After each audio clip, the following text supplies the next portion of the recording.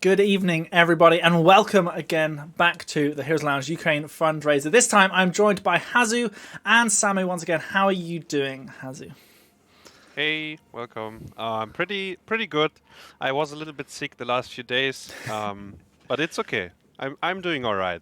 Yeah, we're very happy to have you. You've been casting a few Heroes Lounge, just normal matches, sort of some friends in the teams, haven't you? And sort of scouting out how it is in sort of Division 5 and 6, is it, Hazu? Yeah, exactly. Scouting some Division 5 and 6 matches. Yeah, it was actually quite the fun experience. Like as you said, a few of my community people have been playing there, and they asked me if I would be up for it, and I decided to give it a try. And yeah, it was quite fun actually. Yeah. Yeah, you never know what's going to happen. Of course, Samu, you are returning from that earlier match. Have you been watching the matches as we go along as well, Sammy? Yes. I've been amazed how Ixia is an insane heal player on the Nana and had hit some insane sleep there, but it was just not enough. So not one player cannot carry a team. But now we do have two teams in the total of 10 top players going up against each other. It's going to be great fun. Yeah, of course, we are trying to raise money here for Ukraine relief through the British Red Cross. So they're British Red Cross. Sorry, excuse me, I just ate a load of pizza all in one go. The British Red Cross, they're supporting the Ukrainian Red Cross as well as the IC... Oh, this is going to be hard for me to remember. ICRC. So they are doing that in helping reach people in urgent need, i.e. supporting them with food, first aid and other medicines, as well as helping rebuild hospitals, homes, and just providing shelter for people who have been affected by the war. So to have that, we organised this whole day of show matches, and we are having this grand finale coming up here where we have Team Wa against Team Big. Hazu, you've played with a few of these people in the past, or against them sort of a lot of the time. What are your feelings going into this match? Yeah, I mean it's a fantastic one, right? Like the best that we have in Europe, and then on the other side, the best or the potential best team in NA. They recently had this idea to form like a NA super team, and I believe the players that we see today are part of that. Mm-hmm. And then Team Wa, who is dominating basically everything in Europe, also flew over to NA to show up and win the Miami LAN. I think it's going to be a great match actually. Yeah, so these guys, we are playing on the NA server as J Park Warwick is asking. So it is going to be the EU players on a little bit of ping, but they sort of graciously said it's terrible for NA players to play on EU, so we'll play on NA, and that'll be hard. We've already had some bans come out as well, Dragonshire being banned out, and Sky Temple, as well as Volsky Foundry. So we'll see as we end up as it's going to be Team Wa with the first map pick on this best of 5. Now, Is first pick still the big pick that it used to be, Hazu? Is having first pick still the power play for a team? Yeah, that's a very interesting question because in 30K during the CCL season, we like towards the later stages of the season and in the playoffs, Benny has often opted to choose a second pick actually, which gives you the very last pick in the draft, which can be very, very powerful. If you have the right answer, you see the full draft laid out, and then if you find the sweet spot, if you know exactly what hero is gonna turn the table, then it's fantastic, right? Then again, from first pick you get the first 3 heroes, and oftentimes in HOTS the meta is like there's a few heroes that are getting picked very, very high, and if you can secure 3 of those early on, that's usually a good deal as well. So I think most teams are still gonna opt for first pick, but I think if you have a good plan and an idea and you laid it out beforehand, then it's not too bad starting a second pick. Yeah, and we've had the bans come in already. We've got Infernal Shrines banned out by Cure, saying no to that. Sammy, there might have been some picks you wanted to see on Infernal Shrines. I mean, Infernal Shrines maybe like a Hogger or something. It's just insane for those points. It would have definitely been interesting, but I also don't mind looking into other maps. Looking at maybe Cursed Hollow, looking at some Vikings there, We've got Hazo in here as well. He can definitely show us some in-depth knowledge about them. And yeah, I mean, with Dragon Gone, I'm sort of happy. Sky also has always been on the edge of the maps, which people do like to play, or people don't want to be gone from the map pool, but also don't get played too much. On the Volskabin, I'm just happy. I'm not happy we don't see a 30-minute game here. As those protectors just don't do anything anymore. It just feels very unbalanced, the map itself, and I just hope that Blizzard at some point will see the feedback, like the majority or everyone has been given them, towards this map and just change it back up. But yeah, looking at the map, which we might see first now, maybe 2, maybe Tower, something from those from VAR, I can definitely see coming in. Yeah, there certainly are some maps left. Garden of Terror still available. Braxis holdout not in our pool. Much to Dino's dismay, I remember, when we removed it. But we'll see what they go with here on the first map. It is Dino's pick. Team Wa to pick it up first. They haven't sort of said just yet. And yeah, so we'll be waiting to see what they can do here, what they can pick. Obviously, there is still Towers. There's still Tomb of the Spider Queen, as well as Battlefield of Eternity. And there's another one or two that I just can't remember off the top of my head, which is the main thing. Of course, guys, this is our fundraiser, Heroes Lounge fundraiser. If you are just tuning in, we are very gracious to have these players play with us, as well as HazuCast as well. If you think you can drop a few pennies, a few pounds, all sort of. Unfortunately, we have got it all in pounds, but basically they're just mega dollars if you think about them in that way.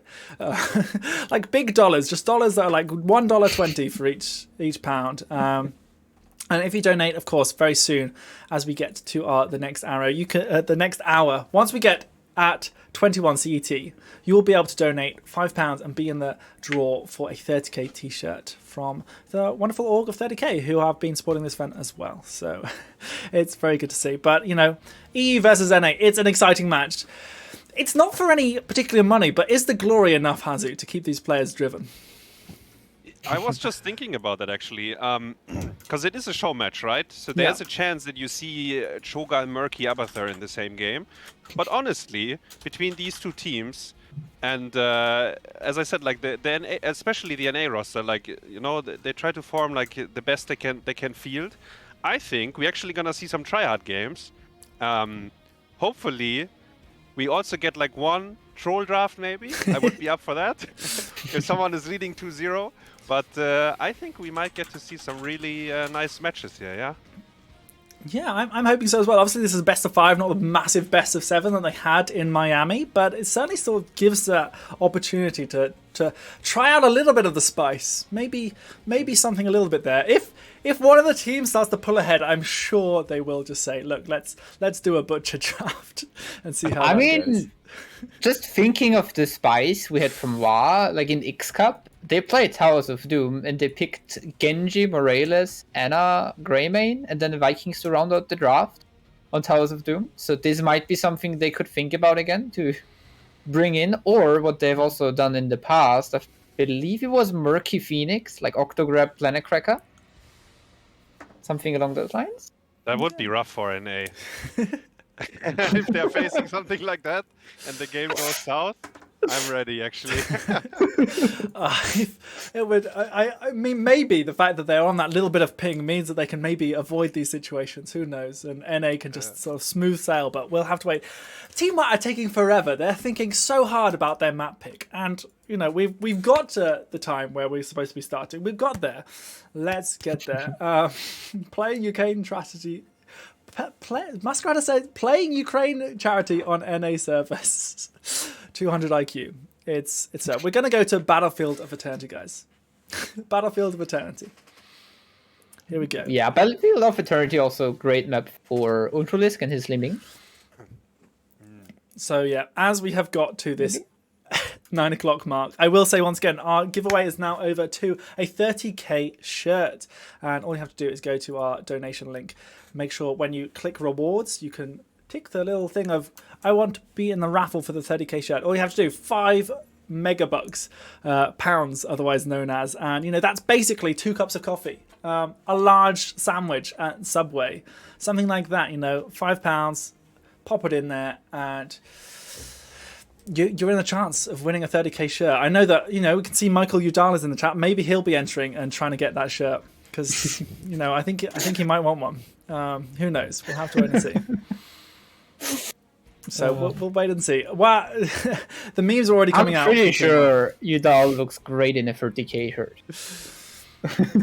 For sure. For sure. So we're getting this lobby set up. Hazu, you're here as our resident expert now. Essentially, we're gonna milk you for all we can. Battlefield of Eternity. These two teams. Anything that we should be really watching out for? Yeah. Battlefield, right? So I mean, you already mentioned Li Ming. Definitely a hero that is gonna be high prio for both teams. Hanzo as well. I think Blaze will be up there. We might actually see some bans on some of the heroes I just mentioned. The big question is on this map, do you want to high prio Johanna as well? Because wave clear is a little bit less important. Then again, Johanna is also pretty strong in fights. And I think there's a chance that we see support pick late, and it might be an Ana. Definitely playable on this map. But yeah, we will see. Who's actually... It's Legacy, right? For the NA team? The support? Yes, yeah, it is, yeah. Okay. Alright, yeah. So yeah, we're sort of seeing who's going to be playing for them. I think it looks like it's Nintori is the sort of final one to round off their roster. Yeah, they gave us sort of 4-man roster earlier on in the week. Sort of they weren't quite sure who was going to be their fifth. But we do have Cure, Legacy, Madara, and Cattle. So Liam is missing, I think. Yeah. All right. But that's fine because Nintori is also he played offlane throughout the last CCL season as well. Yeah. We've got people in the chat asking for a 30k bathrobe. Apparently that does exist according to Rob Paris in the chat. So there we go. So yeah, Notori filling in here. They're all trying to just get themselves onto Discord, get themselves orientated. Once again, this is all for charity. If you want a chance as well to get yourself a 30k t-shirt, either long or short sleeve. I was going to try and get a picture up. I had a picture and I've lost it, but I'm going to make sure I get it back and we're going to have it on stream. It's a little picture from their promotional poster of their shops in the past. We'll have this up in no time, I'm sure. But yeah, essentially, get your donations in. Every half hour, we are giving away something. This half hour, it's going to be the 30k t-shirt. And next half hour after that, we've got a sloth plushie, a very cute sloth plushie, I might add. And then after that, we have another 30k t-shirt. So keep on donating and you'll be in a chance to win for these. Make sure you tick the little reward thing. Of course, once again, this is for the Ukrainian relief here from... via the British Red Cross. Now, the British Red Cross are looking to provide extra homes, repair homes, healthcare centres, schools and community centres as alike. Make sure that people have got food, first aid and medicines that they need in this time. Of course, they are literally living in a war zone right now, and it is certainly a tough place to be for them. And I think we're all sort of very grateful that we're not living where they are right now. And every sort of little penny you can drop, if it's like £2, £5, anything like that. Some people obviously dropping the big bucks, but you don't have to do that. You can just donate any small amount and it will all help people in need in Ukraine. In a terrible situation. But we are very grateful for all the players who have turned up today, all the players from all the divisions, from Team Y as well and Team Big for agreeing for this big so much, and of course to Hazu, who has kindly said that he's going to help us cast this series with Samu. Hazu, the new upcoming caster here for Heroes Lounge. As we sometimes or occasionally, of course. Yes, yeah. But yeah, we're grateful to have you, man. Okay, it looks like we are going to be getting into Battlefield of Eternity, and take it away, guys, with the draft. In the Battlefield of Eternity, we do see Team Big than a roster with the first pick as well. Dino, choose the map. What will we see? Actually, real quick, Caterpillar is going to be the main tank for the NA roster. He had very big impact in the second half of the second season CCL for Chili Mountain when they picked him up. Kind of elevated them to a new level. He did not play in the third season though, so I haven't actually seen him that much lately. But definitely keep an eye on him. It's one of the best NA tanks out there. and definitely will be, I think at least, on par with Masquerade. First of all, we're gonna see the Tracer ban immediately, prioritizing the target ban against Dino, as he's just known for his Tracer. It is a bit harder to play on ping, but Tracer is one of those heroes which are definitely still playable while having 140 ping. I mean, if you're Dino, surely. But yeah, it's a very strong hero. It's in the right hands. It requires like very specific draft answers, and you might as well just ban her. Yes, just as I deserve. Lucio next. The Overwatch heroes out of the way. No Overwatch buttons left soon. Ooh, That's there's no the Li Overwatch Ming. hero. Yeah, Li Ming just with this poke on the Immortal from the long range, doing quite good stuff, as well as having those resets for the team fight. So you could just get a kill and then get another one and another one. Very strong And hero another for this one. map. Exactly. So do we see? Okay, so Hanzo is in, Blaze is in, Johanna and Rhaegar are in. Like these are the 4 heroes that come to mind. Will we see a ban on one of those by Team Wa? Anubarak actually. Interesting. I mean, thinking of Dino, I always have Sylvanas in my mind. You can just turn off structures so you can Yeah. push. And Anub is like one of the same things, but just as a tank form. And I think this is one of the things Dino is a little bit worried, maybe? That's true, that's true. And we do see Blaze first pick. The question is, do we pick up Hanzo here if we are Team Wa? Or, actually Vala could also be within the possibilities for them. 2 range carries are obviously already banned. There is also the thought of, like, Madara, you know, he loves to play Chromie, for example. So that could be like a 3rd ban. And it's, okay, Rhaegar and Muradin. Not showing anything, basically. Leaving all the ranged carries open. So technically, we could see Big picking up Hanzo, banning out Valo or something along those lines, just to narrow down the pool even further for the ranged heroes. True. Let's see what they have planned here. Cure is going to play range slash flex, by the way. Nentori will be the offlane. There's the Hanzo. And both teams actually opted to pick a support rather early. Rhaegar and Brightwing, that is. So no Ana shenanigans. Also, no Stukov coming in, who has been highly prioritized by the teams we saw earlier today. True. Diablo ban.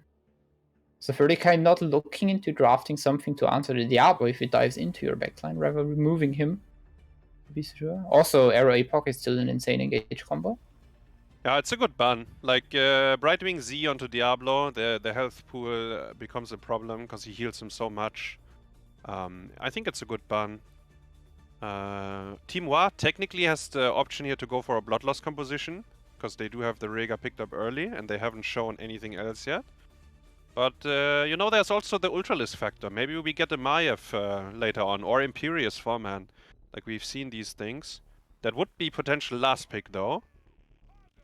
There's the Sylvanas, you mentioned it for Dino. Yeah. And the Hogger for Kevin. Faza coming in as well. Yeah. It's looking more like a very aggressive draft we see from Wa so far. So just Marin jumping in, getting a stun, Hogger spinning in, Rhaegar as well there to help out. So I think Ultralisk also will go for something aggressive, maybe? It's definitely his style, you know, like the way Ultralisk plays the game. He loves to be in your face. He tries to outplay you with him knowing that he has better mechanics than you. So it definitely serves. And it's interesting. So Garrosh, okay, like the tank pool was a bit limited, right? Garrosh is a strong one, but Junkrat on BOE, you don't see it too often. And there's the Imperious. So Junkrat on this map is interesting because Battlefield is a very positional map, like where holding certain bushes and areas is very important, and Junkrat is fantastic at that, but he really sucks at like poking the Immortal. Like his damage is non-existent for that, actually. So we will see how it works. Yeah, I guess the draft the draft Big opted for is a draft you just don't want to go into because you get Polymorph, Garrett is there with a throw with a taunt, Junkrat traps, Blaze always with the Sun and with the bunker to save his team. So I don't think you don't ever really want to just dive their draft. It's interesting because I remember Nick saying like triple melee into Junkrat is very, very hard to play. They saw the Junkrat, they still picked the Imperius. So there is, like as you said, like Garrosh flip into a Junkrat trap. You kinda CC'd for a while, then there's Polymorph as well. But yeah, on the other hand, if Dayquaza sets up a good spin, he can like consume one of the traps, you know, and then the floodgates are open, maybe they can dive. They do have kill pressure, I guess, in smaller groups as well because of the triple melee. Like Imperius, if he, let's say he ganks alone on one of the sides, he brings a lot of damage and potential CC. So we will have to see. Right, and now we're ready to go into game number 1. To the left side in the blue, we have Team Wa. We've got Dino on the Savannahs, Banana playing the Rega, Ultralisk on the Imperius, Dayquaza on Hogger, and Masquerade, last but not least, on the Muradin. And on the other side, Team Big, Cure on Hanzo, Legacy rocking the Bride, doing Nintori, Blaze, Madara on the little toy mount following his teammates on Junkrat, and last but not least, Caterpillar on Garrosh. In the meantime, big thanks to everyone supporting us in our good cause. We have hit the 2,500 euro mark. Pound mark, sorry. Nice. That's very nice. Alright, so let's see. Lane setup. Wa is taking the jungle for now. Trying to play a little bit out of vision. They technically do have kill pressure if they land their stuns. Caterpillar would have to throw someone into the trap, and then Junkrat can throw him even further into the turrets. I think that's how Team Big can kill here. Early game at least. And we already see a rotation. Because the easy camps spawn at minute 1. And you usually want to manipulate the map so you can get one on either side, you know? You don't want to give up both. Eat Kettle in the meantime in the bot lane, throwing out his ally, but he's dropping very low legacy with the teleport, keeping him alive. And loads of armor, and he will stay alive for now. Yeah. Small skirmish. Ultralisk actually hit the 2-man queue there. Didn't lead to a kill. Easy camp has been taken, and Dayquaza is setting up the top one. In fact, actually, he's already done. So the easy camps have been traded. Double globe here. That's a nice bonus in terms of mana. Just Hogger in a nutshell. You just leave him alone for 20 seconds and he lost a kill. He took a kill. Yeah. Muradin jumping in. Couldn't quite connect. You see the trap being set up. Even the helping on the trap to show him that their bonus. Like they did poke the wall quite a bit, right? One tower is down to like 10%, so that's a pretty good start for the NA team here. On the top side, we do see Hogger actually dealt a little bit of damage to the wall. Nintori scouting out the gank. Both teams will set up the hard camp.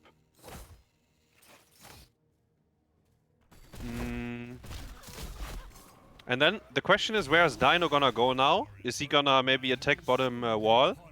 He is pinging it, I believe. So he will force a rotation down. Yeah. We also do see possession on the side of Savannah, so he's just opting to have more minions on his side. Garrosh in trouble. He needs Brightwing Z. Barely stays alive with 80 HP. Yeah. That was close. Hard camps have been kind of cleaned up. Hogger, yeah, the tower locked onto it, so it's gonna die on top side. And they get the race in. Indeed, and for now, Wa is winning the race. Yep. Because For they the- started so much earlier, right? The trade on bottom was like beneficial for them, so they started to hit the boss quite a bit earlier. Blaze in a flank position here. He could look for a big stun. He hits a 2-man. Garrosh was too far though. So no follow-up. Hanzo is gonna AFK on the right side, continuously hitting the boss. Actually, he joins them now. The Riga tanked the trap, but no follow-up on that one. Yeah. Okay. Everyone is gonna tap the Moonwell. Come back.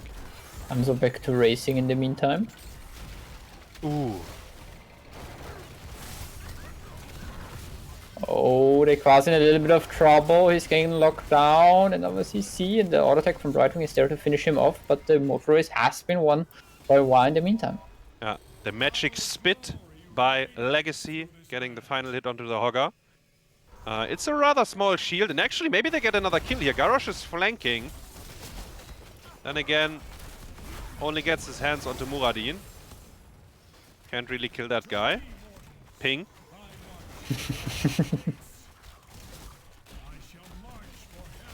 The boss has no shields, but the wall is gonna fall for sure. Blazes, you see the flank and the pings actually. Both teams are aware.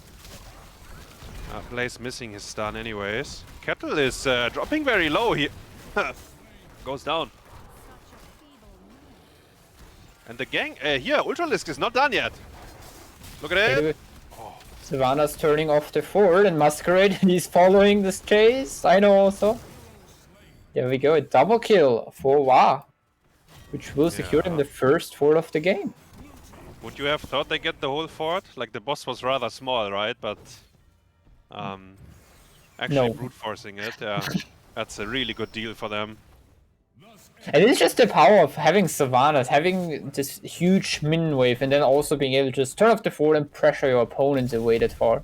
Yeah. I think it was a bit problematic that Garrosh died like outside the gate. Speaking of Garrosh, finding Rayquaza here. Vintori with the auto Rayquaza attacks. is, yeah. Dying. So is Garrosh though. Oh, the Imperious damage, man. If he gets those swings in, it's nasty. Especially with the percentage damage on one burnt impure, Garrosh Yes. definitely a target, which is killable. Yes.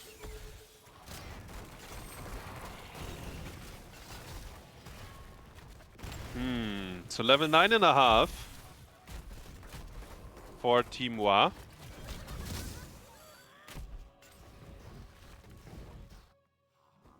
Actually, the difference is not that big. I think both teams will have level 10 for the second phase of the Immortal here. Garrosh is trying to look for an angle, but Muradin already found him. Brightwing has to use the cleanse.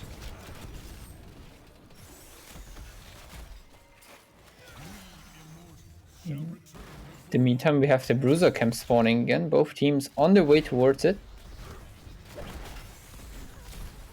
Yeah, level 10 also for both teams locked in. What do we have? Shockwave, Avatar, the shield for Imperious, Wailing Arrow, and Ancestral.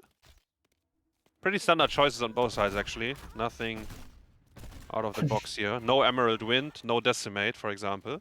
No Dragon Strike. Yeah. I think especially on this map, it's sometimes good. It's because Kira's playing the Hanzo. If this was the Madara Hanzo, we would see the Dragon Strike for sure. But he's on Junkrat duty. Speaking of Cure, okay. Playing Picking a up. little bit with fire. Getting the auto attack in there on the Immortal. Yeah. Look at the Ultralisk. Finds a double! The Wailing Arrow follow up! To make it free as Kettle goes down as well. Enormous. Vintori wasn't even able to help out with a bunker or anything. Just And we spoke about the positional advantage that Junkrat can generate, right? But if the fight starts like this, he adds nothing to the to the aftermath, basically. Imperious was not scouted. He hits a 2-man stun, Wailing Arrow to follow up, and at that point, the fight is lost. I mean, beautiful execution there by Wa. yeah. We do see a nearly full shield Immortal on the top lane. The fort will be gone. Keep all maybe? maybe they end. Not sure, but I can see them going all the way here. But let's find out. Imperious looking for a flank. This time they are ready though, and they will punish. Oh, they tried to punish him. Very, very close with the garage there for the throw. Yes. Ultralis did sniff it though. He did use his W instead of just walking into the bush, so he was aware.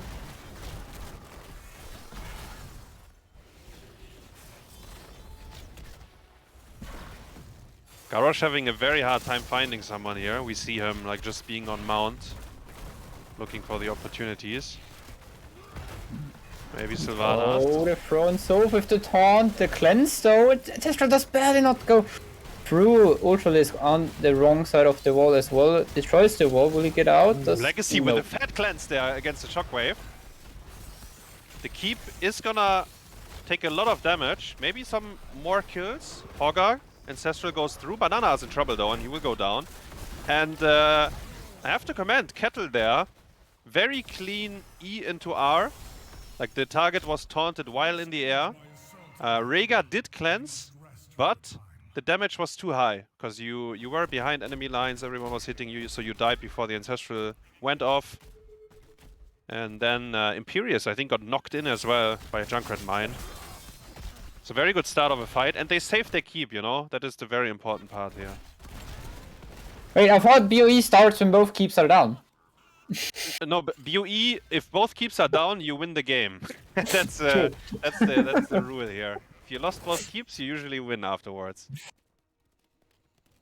Muradin in the rotation, he's fine though. And experience is still very, very even though there is a 2-fort lead. But the latest fight heavily in favor of the NA team here. So level 13, right? What do we have? So for Hoggar, it's pretty important. The pummel is very strong. And I would also say Blaze 13 is pretty strong, because now his E actually is a very big damage tool. Junkrat second trap can be very important. And Sylvanas actually Dino went for the double E. He's looking to dive in with his team. Yeah. Speaking of diving in, Garrosh is trying to flip two-man taunt. Right, the Riptide from the side. Blaze is not Traded here with though. Shockwave cooldown. Blaze not coming from the side. Arrow on one. There's the shield coming out from Ultralisk, making sure he will stay alive. Quite a lot of ultimates traded. Yeah, a lot of ours has been used and nothing really came from it. Wa has slight advantage in terms of starting the race, but there is a Hanzo with W build, so it's not that easy anymore as they had it in the early game. Even though they started earlier, it's basically dead even. There is a hard camp advantage though for Wa, so if they can somehow slow down the game, which looks like it's gonna be hard against all this poke, but that's something to consider. Muradin might be in trouble here, taunt. Oh, the big damage! Oy. Again, Ancestral, a little bit too late there to connect in the end. Ultralisk looking for a stun from the side. Finds Kettle. He's gonna kill himself though, he needs to be careful. I think it's very scary. Maybe not. Yes. No, Junkrat maybe saved him with the trap. Yeah, maybe not. Maybe it wasn't dangerous after all. Bunker was used, but the boss, like 1% left. Hoggar actually gets stunned. Polymorph. Garrosh is too far. Arrow lands. No. Flies all the way. Another stun. No, tower gets blown up there. Dino.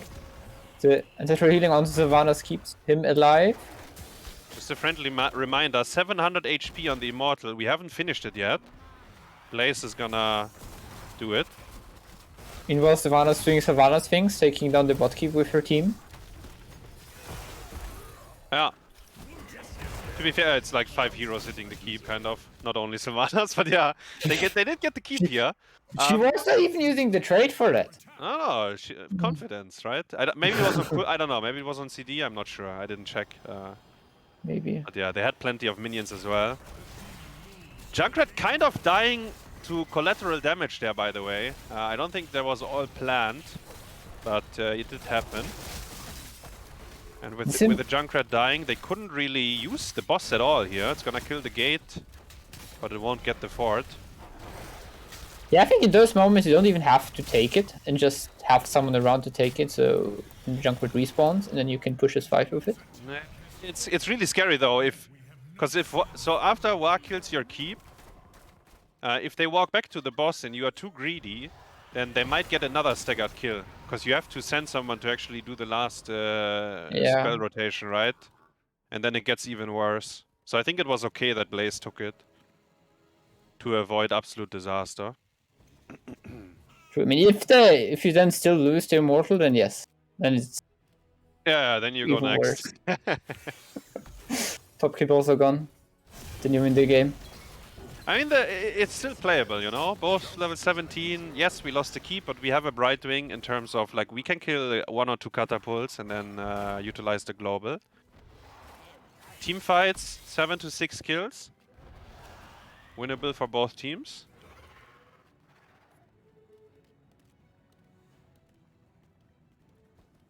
And looking at level 16 talent, we do see Mortal Combo, Endless Nades, Pierce, armor reductions. Quite a lot of good talents coming in, especially for Team Big. Yeah. The Rhaegar totem is very strong now as well. Sylvanas unstoppable. 25 armor on the Imperius as well. Yeah, true. Kind of the Imperius and the Brightwing are now, like, they both apply a mark. So the extra damage from the armor reduction. Very strong 16s. Kettle is trying to find someone in the bush, but he gets pinged like crazy. They're gonna punish him if he walks in there alone. And yeah, spell check by Hanzo. Sylvanas is on the flank.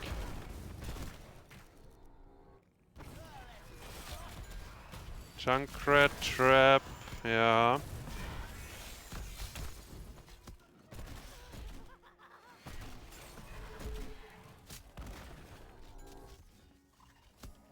So in the meantime, poking bot side a bit. He did a pretty good job, actually. A lot of damage onto the Immortal already. And the experience is too even. Wa doesn't have the freedom to, let's say, play for 20, like slow down the game completely. Like, they don't have enough XP lead for that. There is 2 catapults on bottom, though. But honestly, on Battlefield, you can often kind of ignore them. The catapults are gonna shoot the tower in the middle, and then, you know, they spin around. But your core is usually fine. Yeah, especially they have Brightwing, as you mentioned earlier. She just ports back and goes to the lane, hits the catapults 2-3 times, and fine. Globals are just good. Jet, like the Haka, for example. Yeah, I agree. Madara gets rooted by Rhaegar, no follow-up though. Muradin is in. Keep in mind, these traps are silencing as well. There's a fat flank from Dino. Blaze is showing on the lane on bottom. Okay. Oh, nice unstoppable and ally throw, but Garage, he gets just blown up. There's a Rip Tire trying to go for the counter kill. Masquerade dropping very low, but he gets ancestral healing. The bunker has been used, and everyone seems to be going out for now. But there's another spin from Hogger. Does he get someone? No. Just a Garage falling here. Well done by Legacy, hopping into the bunker and instantly hopping out into Blink Heal to gain some distance. And the Garrosh kill is all you need. Now the boss is yours. You're gonna get around 50%. In fact, Muradin is looking, so they can actually collapse onto this. Oh, Muradin! Oh my god, he actually died. That's, you know, the level 16 of Brightwing makes a very big difference there, the polymorph. I didn't expect him to die, but probably a yellow card for Masquerade for dying there. Shouldn't happen. Because now, 40 seconds, even though you have the boss, I mean, you're gonna get the keep, you know? Like, the keep is already kind of dead, but ideally you wanted to finish with this. Like, you wanted to end the game, but your tank is not gonna join the ranks for now. Let's see, though. They're still trying. They're already looking for flanks, but the Junkrat Trap's just creating loads of vision. Done. Oh, Blaze taking big hits, but there's Legacy with the board. Inter's gonna be fine. Arrow! Taunt! Huge Riptire! The Quasar, will he still alive? No, two. Ultralisk. Bro, relax. And the arrow, of course, connecting as well. It was a two-man here, the Titanic Might. Flipping in the people. The boss is gonna take a little bit of the keep. There's two catapults as well. Brightwing is gonna focus on the katas. Yes, gets the aggro. Man, 50%, 47, and about 46 even. So, if Muradin was alive, was probably coreable, and maybe even like this they had a chance, but a beautiful team fight there by Team USA. Two-man flip into taunt, arrow, Riptire, everything lining up. Yeah, They especially. lost they lost both keys, Samo. You think they win the game now? They win now. Yeah, they win now. Let's go. I mean, I have here. Oh, Masquerade. The 75 armor is there, but will it be enough? Yeah, the warrior shield Yes. For now, he's Saves gonna stay them. alive. saves him. I mean, when He missed the taunt this time. Dino is going extremely aggressive here. Muradin still there's in the wailing avatar. arrow. They're focusing the garage for now, but there's a bunker right next to him. Jumps back into it. Riptire creates also some more bit more space. How's the catapult situation on bottom? 3 Goldman, 1 catapult. Shockwave, unstoppable Blaze by is hard Garrosh. to defend it. He's not out yet, by the way. We need to help him. Garrosh is not out. Arrow comes in, maybe looking for a counter engage. No. Garrosh is going down. Yeah. This would be game. Brightwing needs mana. Has to go into the fountain. Actually, it was an insane chase by Team Wa, but they did get the Garrosh kill. And it's 50 seconds without Garrosh when the boss is spawning. So, definitely worth the chase. Indeed. Indeed. Yeah, I mean, Kettle has had some great moments, but this one he just got ran down because Garrosh has just no mobility. Yeah, the team, I think, has to help him slightly earlier. Like, they did eventually try, but it was rough. Very rough for him. They do have bunker, though. So they can maybe fight a little bit 4v5. Garrosh is back in 10. Can they survive these 10 seconds? They're hitting the Immortal in the meantime. You're just trying to get some poke in. Done didn't hit, but one auto attack. I'm furious, man. The damage is insane. How many catapults? 2 on bottom again. Cure this time the one to clean it up. Kills one of them. 2 catapults on top as well, by the way. Getting problematic. Just saying.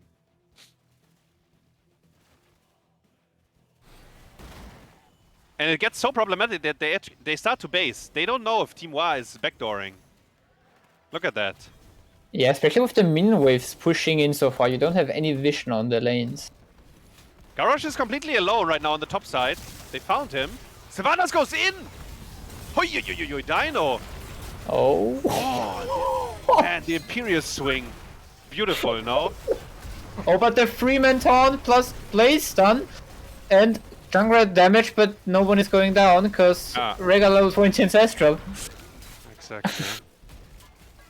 Madara gets run down by Dino, yes. And now only Nintori left alive. The Quasar already being like, you know what, team?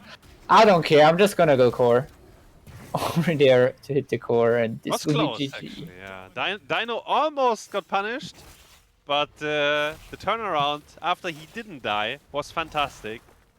He got the silence off, and then Ultralisk with his level 7 Basically killed 2 people in 1 hit. And the core goes down. 1-0. Nice.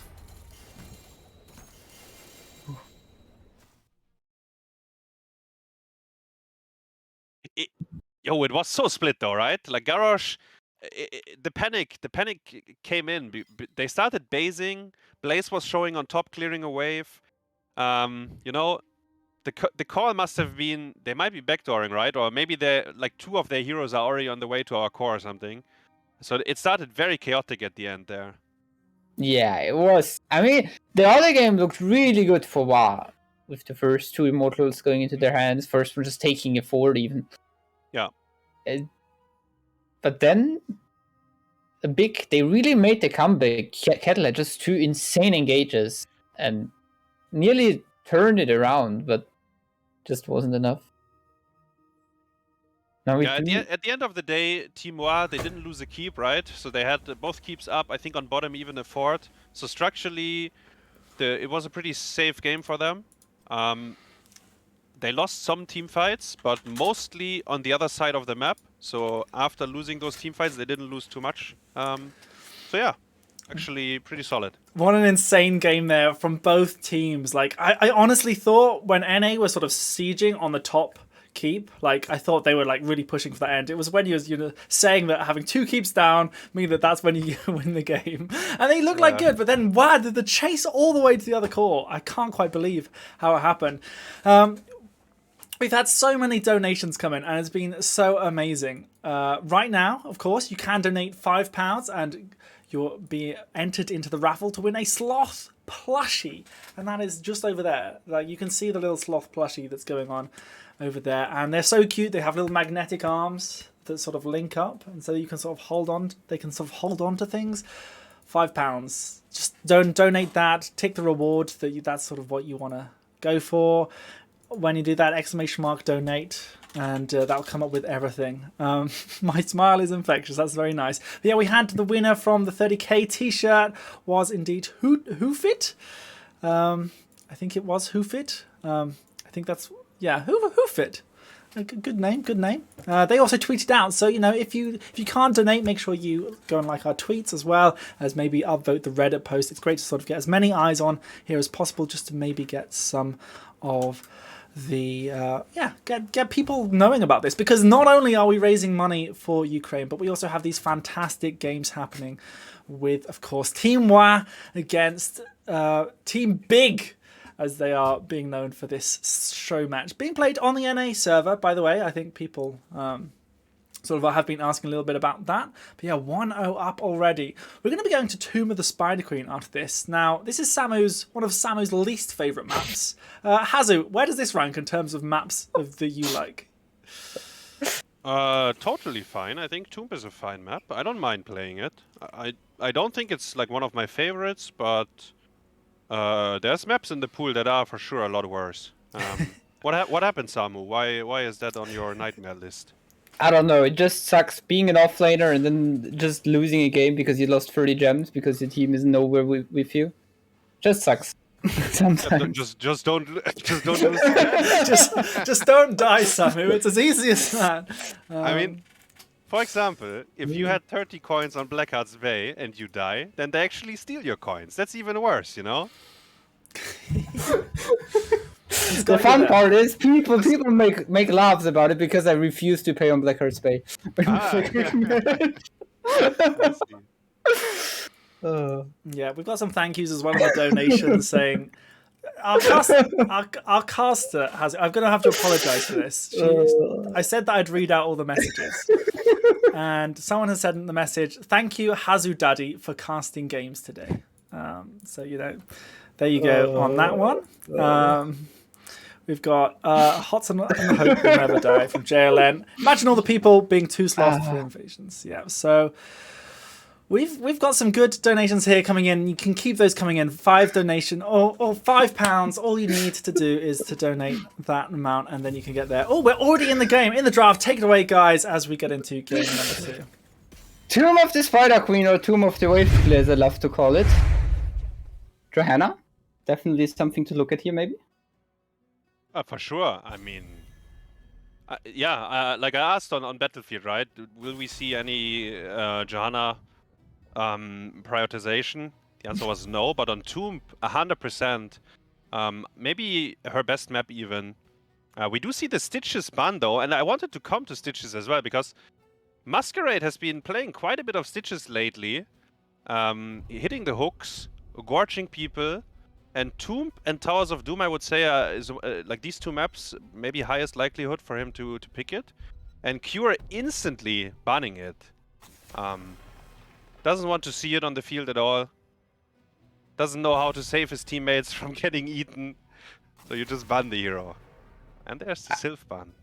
In the Tomb of Spider Queen, also a good map for Junkrat, as I recall correctly. And Madara also plays some nice Chromie, which also has been recent in this history a good map for her. Yeah, this map is much better for Junkrat compared to Battlefield, right? I think like the impact he had last game was like okay, wasn't the best, wasn't the worst. I think it's also just like Junkrat on Battlefield, you know, can be very hit or miss. I think on Tomb you have a lot more active impact as Junkrat, because you will have priority on top. But let's see, maybe he doesn't get picked, by the way. Rega is first pick for Legacy here. Indeed, Rega first pick. The Ancestral's last game have been a good tool to save people. Not always there in time, but in general a very good tool. Is also the baseline cleanse. Can help out a lot. Do we now see as an answer from Wild towards the Rega? Maybe Blaze open again? Ooh, Diablo Medivh, instantly. And that brings us back to Junkrat. Junkrat is one of the heroes that has the best portal control in the game. He does suck at killing Diablo though. But honestly, when there is Diablo Medivh, it's very hard to kill the Diablo anyways. And the Junkrat mines can help to control the portals a bit. To actually punish if they go for very aggressive ones. And there's the Blaze as well, together with the Junkrat. But he's only one piece, you know? It's not enough to defuse the Medivh. He is like one of the pieces that can help. But I think we will need at least one more hero that has like some kind of interaction with the portals. Otherwise it's too easy for the Medivh usually. I would have loved to see Team Big waiting with the offlane and maybe sneaking in a mouthful in the later stages of the game, because he's good against Diablo. Medivh is also pretty weak against him. Yeah. It's interesting, right? Because if you go last rights and Medivh's W is up, then you want to uninstall. But I do agree that AoE damage, like if Malthael manages to spread his damage onto a lot of people, that's like kind of where Medivh struggles. Also, Medivh kind of lacks the damage really a bit to pressure him away. No? I feel like if Malthael is on bot lane, right, and he starts like pushing out the wave, and then there's a Medivh portal plus the opponent's off lane, and you get on level 4 the birds, I think Malthael is actually in trouble if that happens. Like he can die to that. But most likely we won't see a Malthael. And by the way, Ana was picked up here by Banana. He does have the safety of the Medivh behind him, so it's a bit easier if they want to dive her, which currently Rega, Junkrat, Blaze can not do anyways. And we again see the Hawk for the Quasar. And that's Tracer, by the way. Interesting. Junkrat Tracer. Very good wave clear on the side of like Blaze, Junkrat, Johanna, and Rega actually. Very, very strong PvE. And that's kind of how you can punish the Medivh oftentimes, because they usually will lack a bit of wave clear. But their late game is very, very strong. Like once they reach level 10 and then 16, 20, that's when the Medivh drafts usually start to pop off. And we do see an Orphea by Dino. Yeah, I guess Orphea helps out with the wave clear a bit. Yeah, Then they have to put Hogger on to cap, mostly. Orphea, though. I mean, that's a bit of a spicy pick, you know? Yeah, I remember back in days, in times of Feel the Heat, they used to play Orphea with Medivh quite a bit. I think Dino really likes the hero. It's hard to make her work, though, but she can be very strong. I mean, if you land all your skill shots I think Orphea is in fact actually very, very strong. But if you miss your Q at a crucial moment, then there's big problems coming up. There is a Medivh though, right? That's like the safety net. It's easier to like get portaled out or maybe get a shield when you messed up. But then again, maybe the shield will be reserved for, I don't know, Diablo or something, you know, or Yohoga. It's hard to predict how exactly these fights will look like. Yeah, especially into Tracer. Like Tracer is very good at dodging the Orphea spells, and if Orphea misses her spells, there's not much damage left, except for the auto. I guess auto attacks can still hurt quite a lot. But let's go into game number 2. To the left side in the blues, we have Ultralisk on the Medivh, Dequaza on the Hogger, Dino on the Orphea, Masquerade on Diablo, and Banana on the Ana. And on the right side in red, Kettle on Johanna, Madara playing the Junkrat again, Legacy on Rhaegar, Blaze played by Nentori, and Cure is on the Tracer. Let's see. Interesting drafts for sure. Sleep Dart. Oh, Sleep Dart. Bullseye. We do see a level 1 for Diablo Devils too, expecting to get a lot of globes, a lot of healing out of it.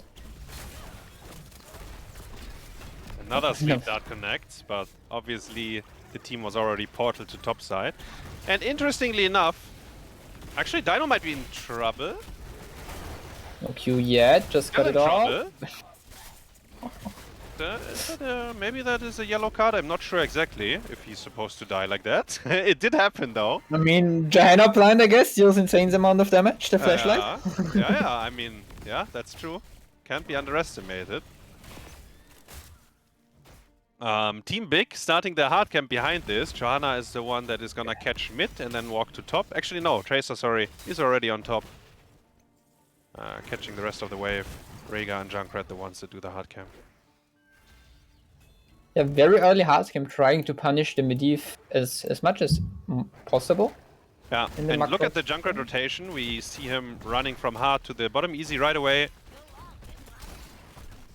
Gonna get the camp within a few seconds, because they have been stacked up as well. Makes it very easy. In fact, the whole police came down here, 4 heroes. Meanwhile, Johanna double soaking. Yeah. Welcome to a main tank's life. That's what you get if you pick Johanna, you know? You're gonna clear some waves. Oh, double sleep Another dart. fat sleep dart, but I think Diablo was slowed down by the Junkrat trap on the side there. Couldn't do anything with it. They lost the tower, or half the wall on bottom. Pretty decent early game for Team Big. The Bruiser camp now pushing in mid lane in favor for Wa. Will run into tower. Yeah. Oh, nice mine also from Junkrat, booping in the mage minions to get rid of the 20 spell armor. Blaze is here. So is Hogger. Medivh takes some damage from the Tracer. Medivh on 9 out of 40 stacks so far. Yeah. Oh, they boop onto Orphea. Portal would be there. Refuses to take it though for now. 25 gems paid in for Kettle, that's very good for them. Because paying with the main tank is the hardest task on Tomb, because you're usually the one that is also zoning people. So getting off the gems helps quite a bit. Rhaegar dropped low, but he should be fine. Orphea gets knocked in again. This time Medivh is on top, catching the wave. So this might lead to a kill. Fill with the portal, no. It was a 2-man sleep dart, right? I think that's why he lived, maybe? I think Banana is a good one there. Banana on Ana just going bananas. Yeah. Working overtime for his team. Masquerade gets interrupted. To be fair, he did try to pay from the opponent's angle. Yeah. He was like, look at me, I'm paying now. Yeah. Another sleep dart. Dino going very aggressive here again. Medivh is there with a portal though. Ooh, Madara didn't go level 4 CDR on his W. I think that's questionable into Medivh drafts. But we will see later on. Oh, sleep dart onto Trace second. Yeah, Banana is getting all the sleeps in. Speaking Oh. of Madara, gets flipped. Bumps The himself out. mine keeps him alive for now. There's the birds now coming in from Medivh level 4.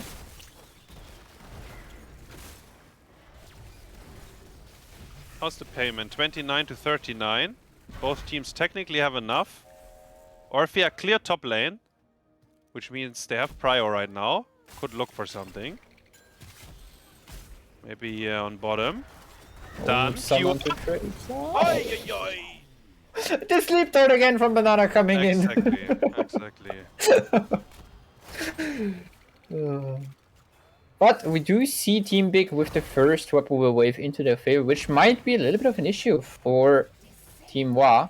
Ah, Tracer will but be Tracer- back soon, ah, but not yet. not yet, exactly. So the first, let's say, 10 seconds of the Webweaver phase. Oh, Masquerade in the mid lane on the Diablo gets pressured a lot, but Medivh is there with the shield. He has his portal ready. So bottom wall is gone, mid wall is gone. How much more do they get? Let's see. They continue to push in mid. Blaze is rotating to mid as well, and so is Tracer. So it's gonna be 5 heroes in mid. Hogger will be late. Can they get the fort? Not quite, maybe? Maybe. Oh, Tracer gets pulled in, but there's a rewind from her. Recall. Okay, they do get the fort, yeah. The first one forward with the first wave is already quite some good value. Yeah, for sure. And that's, So- yeah, they have bad depush, you know, like Diablo, Ana, Medivh, they all do nothing. Orphea and Hogger, they can clear waves, but there's 3 web weavers, and you only have 2 heroes that actually deliver, so you're gonna bleed on one of the lanes. For level 10s, we do see the Falling Sword coming in, just for healing. Sticky Bomb, Riptire, Bunker. Shockwave, Apoc, Nano Boost. Nothing too special so far. I would assume it's gonna be Leyline. Oh, yeah, the you- knockback into mine, Oh, wait, Masquerade! yeah. Oi, oi. Wait, he But might be Medivh in is trouble, there. no? Oh. Yeah, Riptire! He is in trouble. He does respawn though. But yeah, the Riptire blew him up together with the Tracer. How did he get there? I didn't even see. What exactly happened? He got booted in? Medivh boop into trap. Ah. Okay. Well.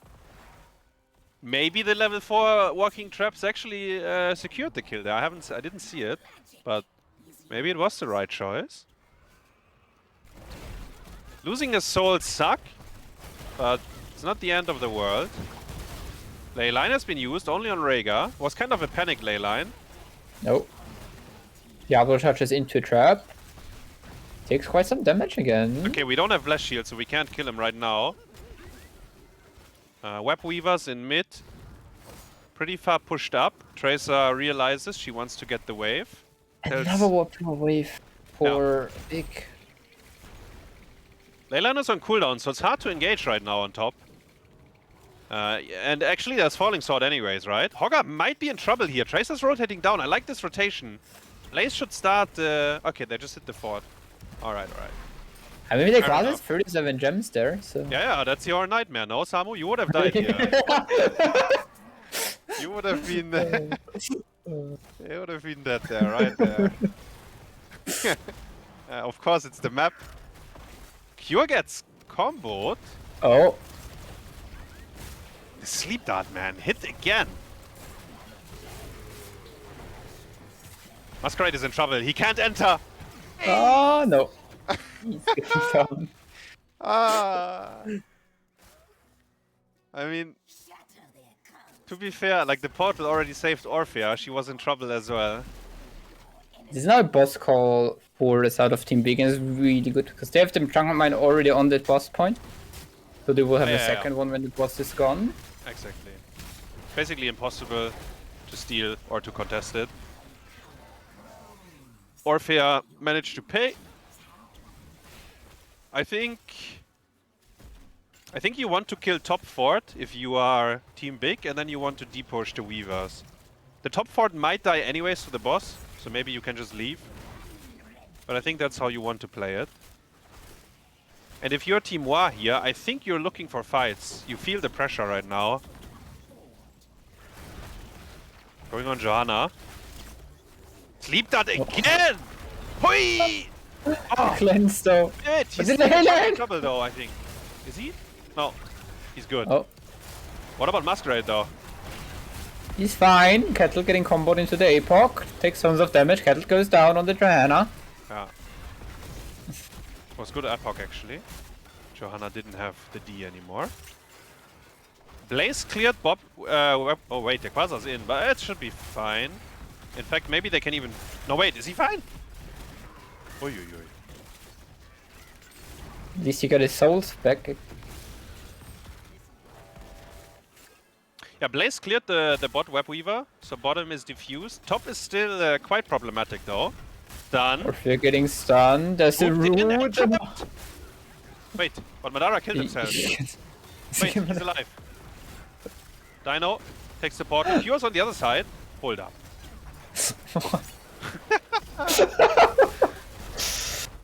Alright, we all get out. They booped in Orphea, died to Orphea nearly, just so we get through the portal and nearly gets another kill. Kettle panicking there. In fact, I think he just pressed all his buttons in the wrong order. That looked very strange. Including his ultimate. Luckily, no punish. They do know it's on cooldown though, and they have the ley line up. But level 15 and a half. Again, payment has been locked in though. They zoned them out.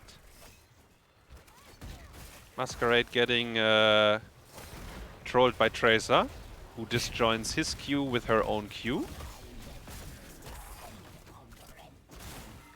Yeah, especially Q has been known for being in CCL the ping player, sort of, with his Zeratul showing off quite frequently. People even started banning it away, and I guess Tracer is also one of the heroes we can use the ping. And yeah, the falling sword is up though. Sorry, there we go. Bunker has been used as well. Riptire going down. Shockwave will be up in a few seconds. 16, level 16 has been locked in. If they want to fight, they can still look for it right now, because they got the 16. And they are manning up actually. We see Cure walking in. Portal is out. They are aware of it. Maybe this is a fight. Shockwave coming in, trying to help out a bit. And Orphea. Oh, everyone. Oh no. Team was falling apart. Didn't respect the 16 at all. Medivh already used the portal, but his team was spinning in circles. I know how that feels as Medivh. Your team is just not taking... Like, you know exactly there's gonna be disaster, impending disaster, but your team doesn't give a fuck. And they lose 3 heroes. And maybe keep wall on bottom. Actually, 100% keep wall. How much more though? Let's see. We actually, Team Big also has a payment here. They can kind of control, take control over the map right now. Hard camp, easy camp, and payments can be locked in.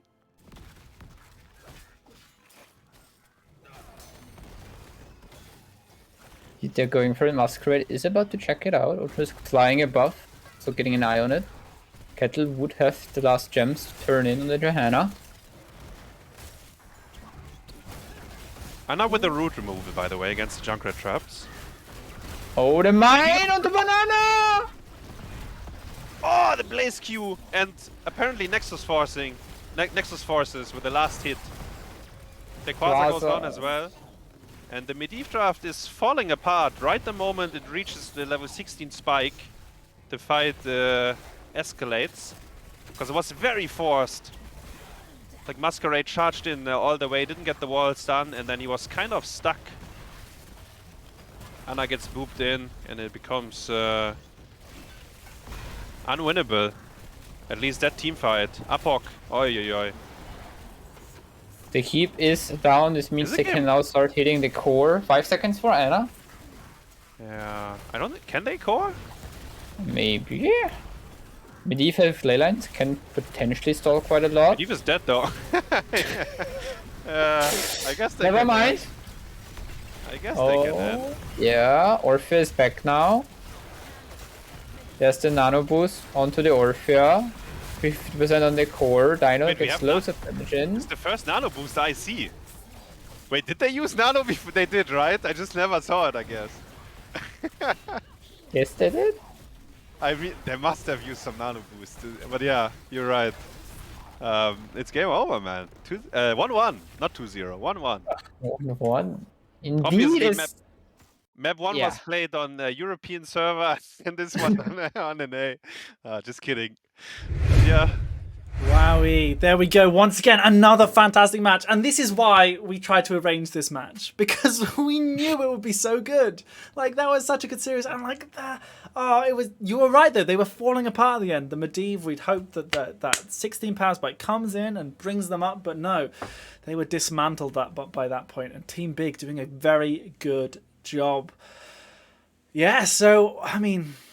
Yeah, I mean, it all came down to the macro pressure we saw coming out from Dunkred Rhaegar to Hannah Blaze. They just cleared waves, and there was not much we did see the Medivh draft could do against it. I mean, the fact is that they're playing Tracer on, the low ping or whatever. Maybe it's a bit better for Cure. I don't know. I've heard that Tracer on ping isn't too bad, to be fair. It's a bit weird. So we have this last lost plushie has gone to Selexia. Congratulations, by the way. That was there. Now... We've got a bit of a special thing. We've got the last 30k t-shirt here as well to give away. Now is the last 30k t-shirt. And this time it's only £2. £2. That's like the lowest thing you could ever do. But all you have to do is donate £2 and it's an entry into getting a 30k t-shirt. Think of all the things you could buy with £2. There's not a lot of things you could do, but you could give some money because people in Ukraine are needing it. Basically, the Heroes Lounge here, we are doing this for people in Ukraine to give relief for them via the British Red Cross. The British Red Cross, of course, are looking to transport those at the Ukrainian Red Cross as well as the ICRC. They're making sure they can give food, first aid, medicines, all of those sort of good things, as well as helping repair homes, health centres, schools and community centres, all important places, of course, in Ukraine, which is right now literally a war zone. Like, there are people in danger, and helping out right now with just £2 where you could win yourself a 30k t-shirt. There's something potentially beneficial for you, and it's going to help a lot going towards people who need food. They need support in Ukraine. So donate now, !donate. There's links going all throughout the chat. The 30k shirts, they can go anywhere. If you don't know what 30k is one of the organizations who support a lot in CCL. You'll see a lot of people. There's also EU-based 30k org sort of stuff and team as well. It was for Masters Cash. So Yeah. Summer last year, they did win the Masters Cash in Paris. So plenty of good stuff there. It was sort of founded by Michael Udall and now still goes on very, very strong, of course. So yeah, big thank you to them for donating the shirts. But if you want to get your hands on them, it's just £2. You can donate £2 multiple times to have multiple entries as well. If you really want to do it, just keep donating £2 to the cause. And it helps out. Obviously, every single pound helps. Make sure you just !donate, and you keep going. !donate. Get £2. It literally barely a cup of coffee, barely anything. I think I can buy 2 baguettes for £2, or I could donate it, and someone in Ukraine can potentially have those baguettes, as well as me potentially having that 30k t-shirt. Obviously, big thank you to them. Our next map is Cursed Hollow. Now, a bit of a big one. This was quite a surprising one at the Miami LAN a little while ago. I seem to remember that this is sort of where Team War took what was Simplicity, now currently playing as Team Big in this set, to Cursed Hollow. But it was so in favour of the NA team. Do you think this could be a repeat here, Hazu? On top of my head, I actually don't remember the exact map, but Cursed is a map I think where I think it's actually quite a hard map to play because the tribute spawns, and then you have 2 bosses, right? So there's a lot of win conditions actually, and they are very dynamic throughout the game. So sometimes you are like in a good flow and the map feels good, and you think like, yeah, we are pretty good on Cursed, but then, you know, the next time you play it against a team that also is doing pretty well, the whole map feels like very awkward to play, and you don't get the right spawns of the tributes, and maybe you messed up slightly on the boss timer. So it can be like the map can be very punishing if you make mistakes in rotations and macro wise. I was thinking though that maybe we do see a Vikings game here on Cursed, because this is kind of the first map that would allow it. Obviously BUE and Tomb are too small. And Cursed is the first like quote unquote macro map. So maybe, I don't know, maybe Abathur even could be something as well down the line. Yeah, I mean, I'm excited to potentially see what we could have here, especially on this map. I mean, Diablo. I always think that this is a Diablo map, Curse Hollow. Whenever I see Curse Hollow, I just think Diablo. It's a bit of a weird one, but, you know, there's lots of walls going around, and I sort of like that sort of feel of it, of course. And, you know, we can have a little bit more of that action here, perhaps from Masquerade, who's so well known for their Diablo. And, you know, having that coming in. Samu, what sort of hero are you hoping to see on this map? Is that even a question, or do you just want me to say Dahaka straight away? I knew it was going to be Dahaka when I answered that. So there we go. Maybe there's that there available. Dahaka, obviously, very, very good on this map. I'm a big fan of Hanzo as well on here. It looks like our teams are ready already. And we're going to get straight into this map here without a break. We're just going straight in. Of course, remember, keep donating, keep getting those in. £2 if you want to get an entry into our 30k shirt giveaway or anything more. Of course, you can always donate more. We've already had donations from everyone else, but we're going to get straight into this draft. Here we go. Take it away, guys. Thank you. Now, Curse Hollow, not only the Haka, but also Falstad, right-wing map of globals, and Falstad has the byname King of Curse Hollow with the Gust. He has also great boss control. Yeah, and actually, Tyrael is gonna be interesting here, I think. I believe for both teams even, this is definitely a map where he can shine because of Holy Ground. The map is very narrow. Transparent just mentioned it with the walls for Diablo, but that also goes for the Holy Ground. You have 2 bosses as well. He goes very well with Tracer, and we might actually just see a Tracer ban from one of the teams, because now Cure played it, Cure did respect it on map 1, he banned it himself. Both teams can obviously play the Tracer on very high level. And but you're right actually about the Dehaka as well. I think this is definitely a map where having like one global helps you a lot, like helps you big time with rotating around and, you know, just playing the map a bit. For now, we're gonna see Lucio and Rega ban. Yeah, Rega very high contested, right? Because we saw him, both maps actually, and he got first picked and he got picked in 1-2, I think. So very high contested, and now we see the first Rega ban. That's also like between two teams on this, like this caliber or during a tournament, there's gonna be a slight meta between them, where they get a feeling for the drafts and what they like to play. And interestingly enough, for example, because we see the Lucio ban over and over again, Team Wa kind of just decided, okay, there's not gonna be a Lucio, because they haven't allowed it, so they just don't have the info, like how good Legacy would be on it, right? So they just, from the get-go, they just ban it. Then again, Banana is actually a pretty decent Lucio player, so maybe later on, map 4 or 5, maybe they will bust it out. Brightwing it is, though. Brightwing for first pick. Yeah, I think also 1 point for Rega on this map is just that he can take the camps on his own. Yeah. And yeah, we do also see the Sylvanas ban against Syna, so just taking that away from him so he cannot just go to a lane and randomly take away a tower or something. Yeah. And the supports are contested. Like, we see 2 support bans, we see a first pick of Brightwing here. And that's actually kind of limiting at this point for Legacy. I wonder, exactly.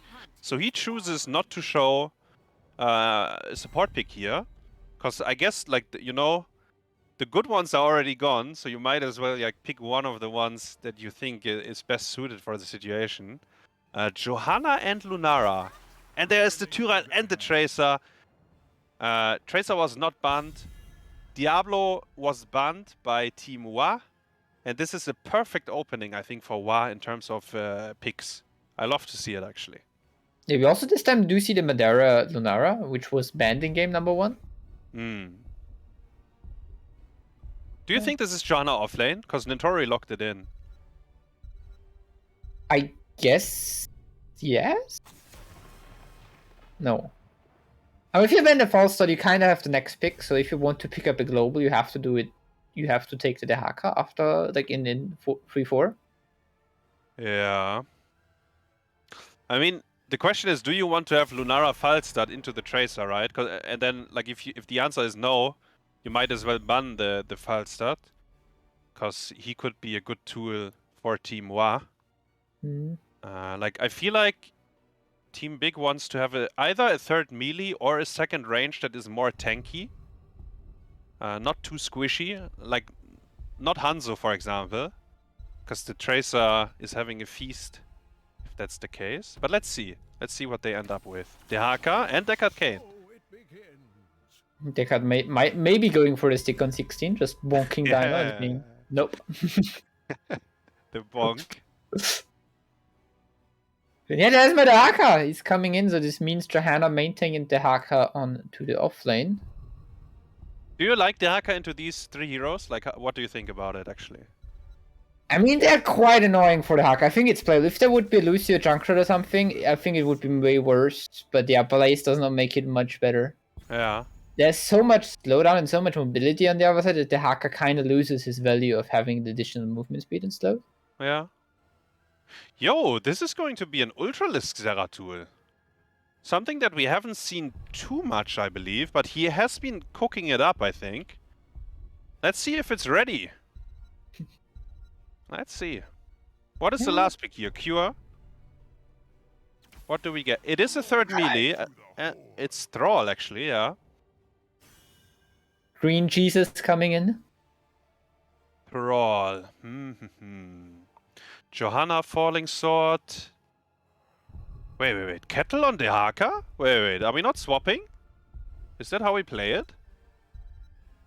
Don't tell me they're AFK and then they have to remake. Oh, Cure left. Maybe they are AFK. Yeah, maybe they are AFK.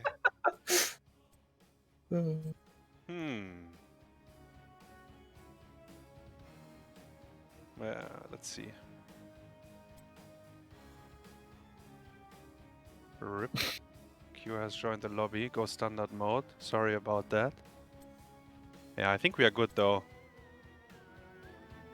Should start right away again. Main tank Dehaka, yeah, that's actually something Lauber played a little bit. I mean, I do also play it a little bit in my launch team in Division 2, but there's more a little bit of bringing in the spice.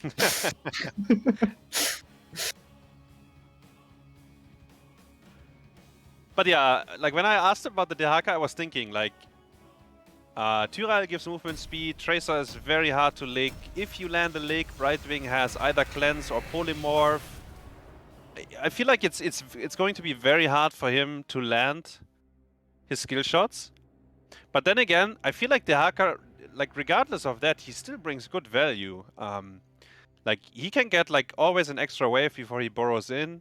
He can, like if he hits, like let's say this goes to level 20, right? And if he hits his isolation, it actually makes a very big, it will have a very big impact against these heroes. So there's always the opportunity for him, for sure. Yeah, especially isolation on the target, which is that squishy like Tracer or Zeratul, or maybe even the Brightwing. But let's jump into the game, as we do have, as you predicted, we do have Ultralisk on the Zeratul, Dino on the Tracer, Dequaza on the Blaze, Banana playing the Brightwing, and Masquerade on the Tyral. It's gonna be Wah on the left side in blue. And Team Big on the right side. Caterpillar playing Johanna, Legacy on Deckard, Madara on Lunara, and Nintori playing the Dehaka, and Cure rocking the War Chief himself, Thrall.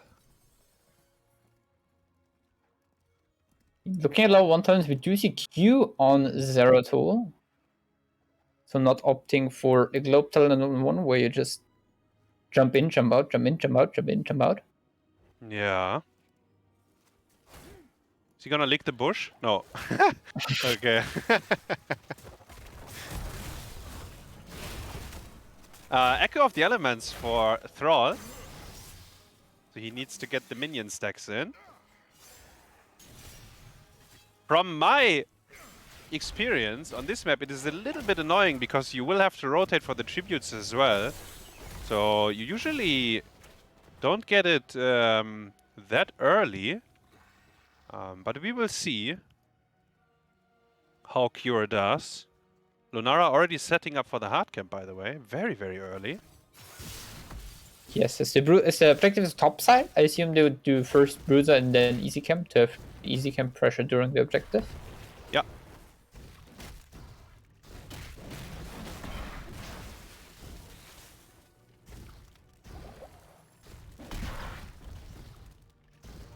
On the left we do see Zeratul and Racer taking the objective. Masquerade now coming out, giving a shield to them, helping out a bit.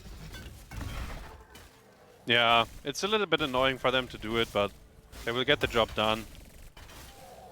Right wing soaking bottom, or both globals in fact soaking bottom.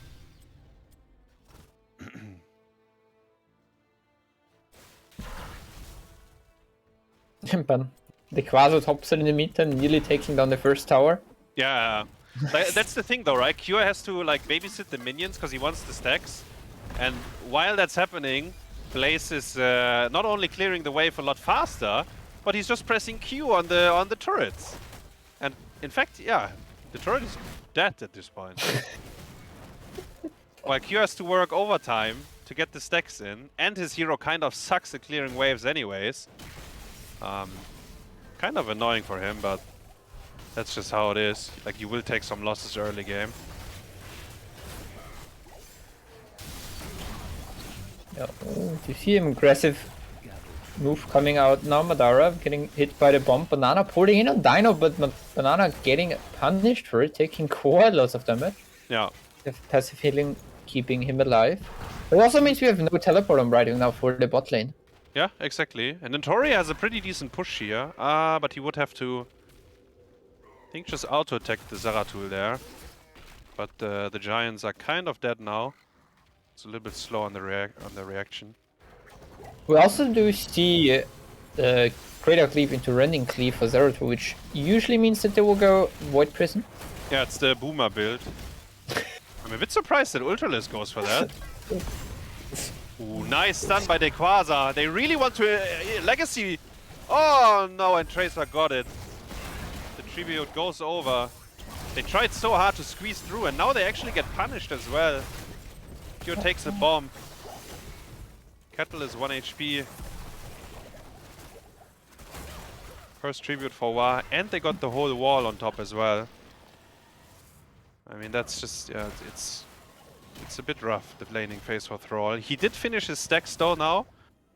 So his level 1 is complete. For the second tribute he will have it. The second tribute spawning bottom left is a nasty position for Team Big to contest. But they might go for it anyways. Oh, it was taking a lot of damage, and with the Diana blind, the root and the Lunara damage Yeah. from choking Paul, he's going to fall. But I think TP was not. That's why going Dino for it. usually plays Zeratul. Yeah, that was a lot of damage, right? I don't think Ultra is expected to die there. Follow through, by the way, for Cure. Maybe that made the difference there, giving him a smack. Next from Fall. Yeah, especially, I mean, Fall anyways has decent or has good auto attack damage Yeah, and getting follow yeah. through on top of it. Yes. To be nice. Tribute spawned. Do have Thrall and Decker topside for Big so far. Masquerade seems to just get the objective through. Banana is not in a good spot. But Madara nearly going down to Dino in the meantime. Nice flint coming out from right wing. Yeah. He did hit the lick, but his team was completely zoned. Dino starting the boss. Does Team Big have any idea that this is happening? Actually, they're just doing their own boss. So they're kind of ruling out the potential mistake of not contesting or misplaying the boss. 2 tributes for Team Wa. The next one spawns top right. Level 10. Kind of coming in for both teams, actually, yeah. Indeed, I mean, but looking at the structure so far, we do see the top wall still standing for Team Wow, while on the other side, Big nearly lost the full entire bot wall so far. Only half his tower standing, but even that one is gone now. It's gonna be at least a keep down here. Yeah, the fort will die, and I think Wa already made the call to give the tribute, because the position kind of sucks. Cure might be in trouble on top here, has to use his Sundering. Falling Sword trying to save him. Actually, Ultra is dropping quite low there, but he's gonna be fine. Wait, is Kettle... No, he's fine, yeah? Yeah, he's fine. Just as a reminder on bottom... Wait, did the Haka borrow to top? Yo, bro, your bot's keep! Ay, ay, ay. I think he... I don't know what happened. I think he abandoned his lane. But keep wall takes damage here. Ah, that's painful for sure. Sundering 20 seconds. Void Prism as you predicted for Ultralisk.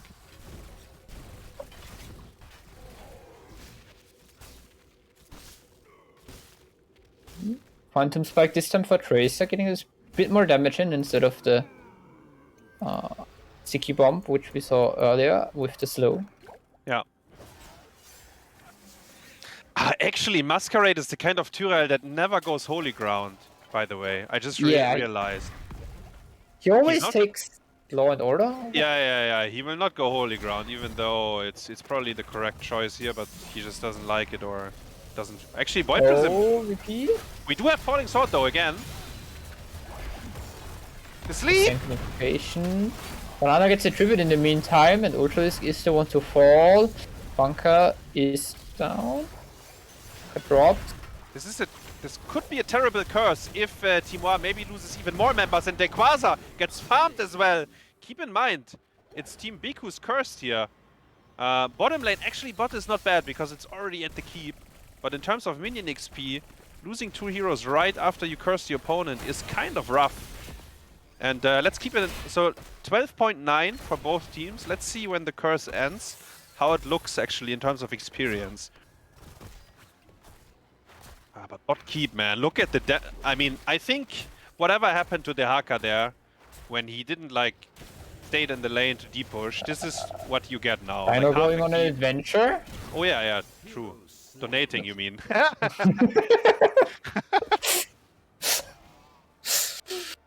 Fighting also got taken down by the Lunara in the mid lane.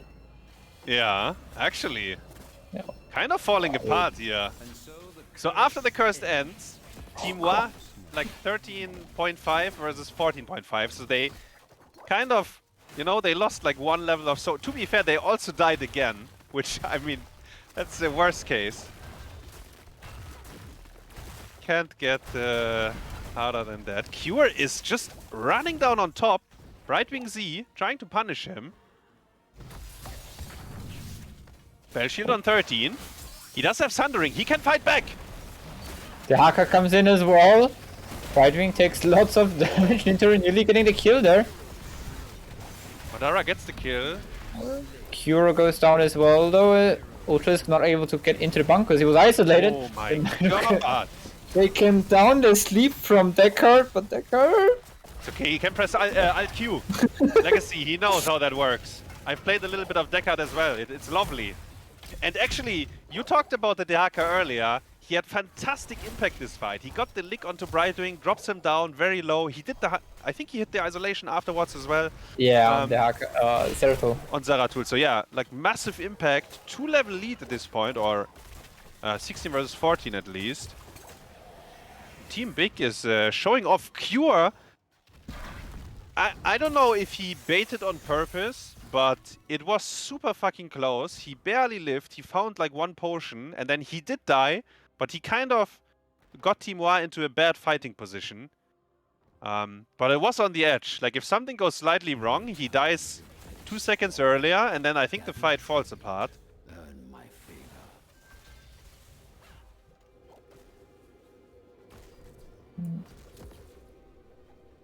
In the meantime, we do have the bosses being back up on the map for both teams. Tribute spawning on the bot side. And yeah, there we go. Law and order for Tyrell. No holy ground there. Tracer is behind enemy lines here. I'm not sure if they... Yeah, Legacy's in trouble. Oh. Wait. Oh, he almost got the next potion. Lick. Onto Tracer. I think get the isolation on Tyrael. Keep in mind, they're fighting a talent down here. Lick again! Notori lands it all! Oh! And this is where you take the lick range on 16, guys. I mean, of course you go for the elongated tongue. Wait, he hit another one on Tyrael. Can they kill him? Oh, he's 1 HP. Maybe the flashlight. Yeah, no, he's fine. He's fine. Fine, Kettle. Kettle fine though. Ooh, no. Maybe he got the blind in, which healed him, and the link with the hammer. In the stun animation of Blaze. Okay, Notori, we play the Haka for the rest of the match. No, this is fantastic. The Haka is getting banned now. It's over. Man, he keeps hitting this like every single tongue connects. I can't believe it. And this was a fight without the support. To be fair, Team Wa was a talent tier down. And they did get the Deckard kill, but all the small, like the small details in that fight afterwards, very clean by the NA team, hitting the skill shots, playing around their cooldowns, and they are rewarded with a double boss here, and maybe the curse as well. Yeah. Do you for now see Tyrell and Brightwing on the bottom defending, but Tyrell now starting to rotate top ward. Brightwing does have to teleport up, so she can come in whenever she pleases. It's like a really rough choice now for WoW, because either they defend boss top now, or they fight for objective, and if they lose... Oh no. Oh, the lick! Nequaza shitting his pants, has to bunker and run away. Brightwing Z used as well. Ay, level 19 and a half. Notori used his burrow already, so he's gonna probably just walk with the team at this point. And Team Big might be just marching to victory here. You end top here, or no? I mean, you try, I think. Yes, I think it's very much within the possibility. Fight wall has been opened. Like, nothing hits the boss. Keep in mind, they have nothing to hit the boss. Only the Tracer. Zeratul cannot. Tyrael cannot. Brightwing cannot. Like, this boss is not gonna take damage. Void Prism, though. Void Prism on the background to delay. Nope. Doesn't do anything. Isolation on the Blaze. Blaze is dead. Notori has another lick. Got it on the Brightwing. Ultralisk dying as well. Cure blinking in. Level 20. And, yeah, full life box on the core. Shield is gone. That is GG as game number 2 goes into the hands of Big. Wow, what a performance. Yeah, actually, what a performance by them.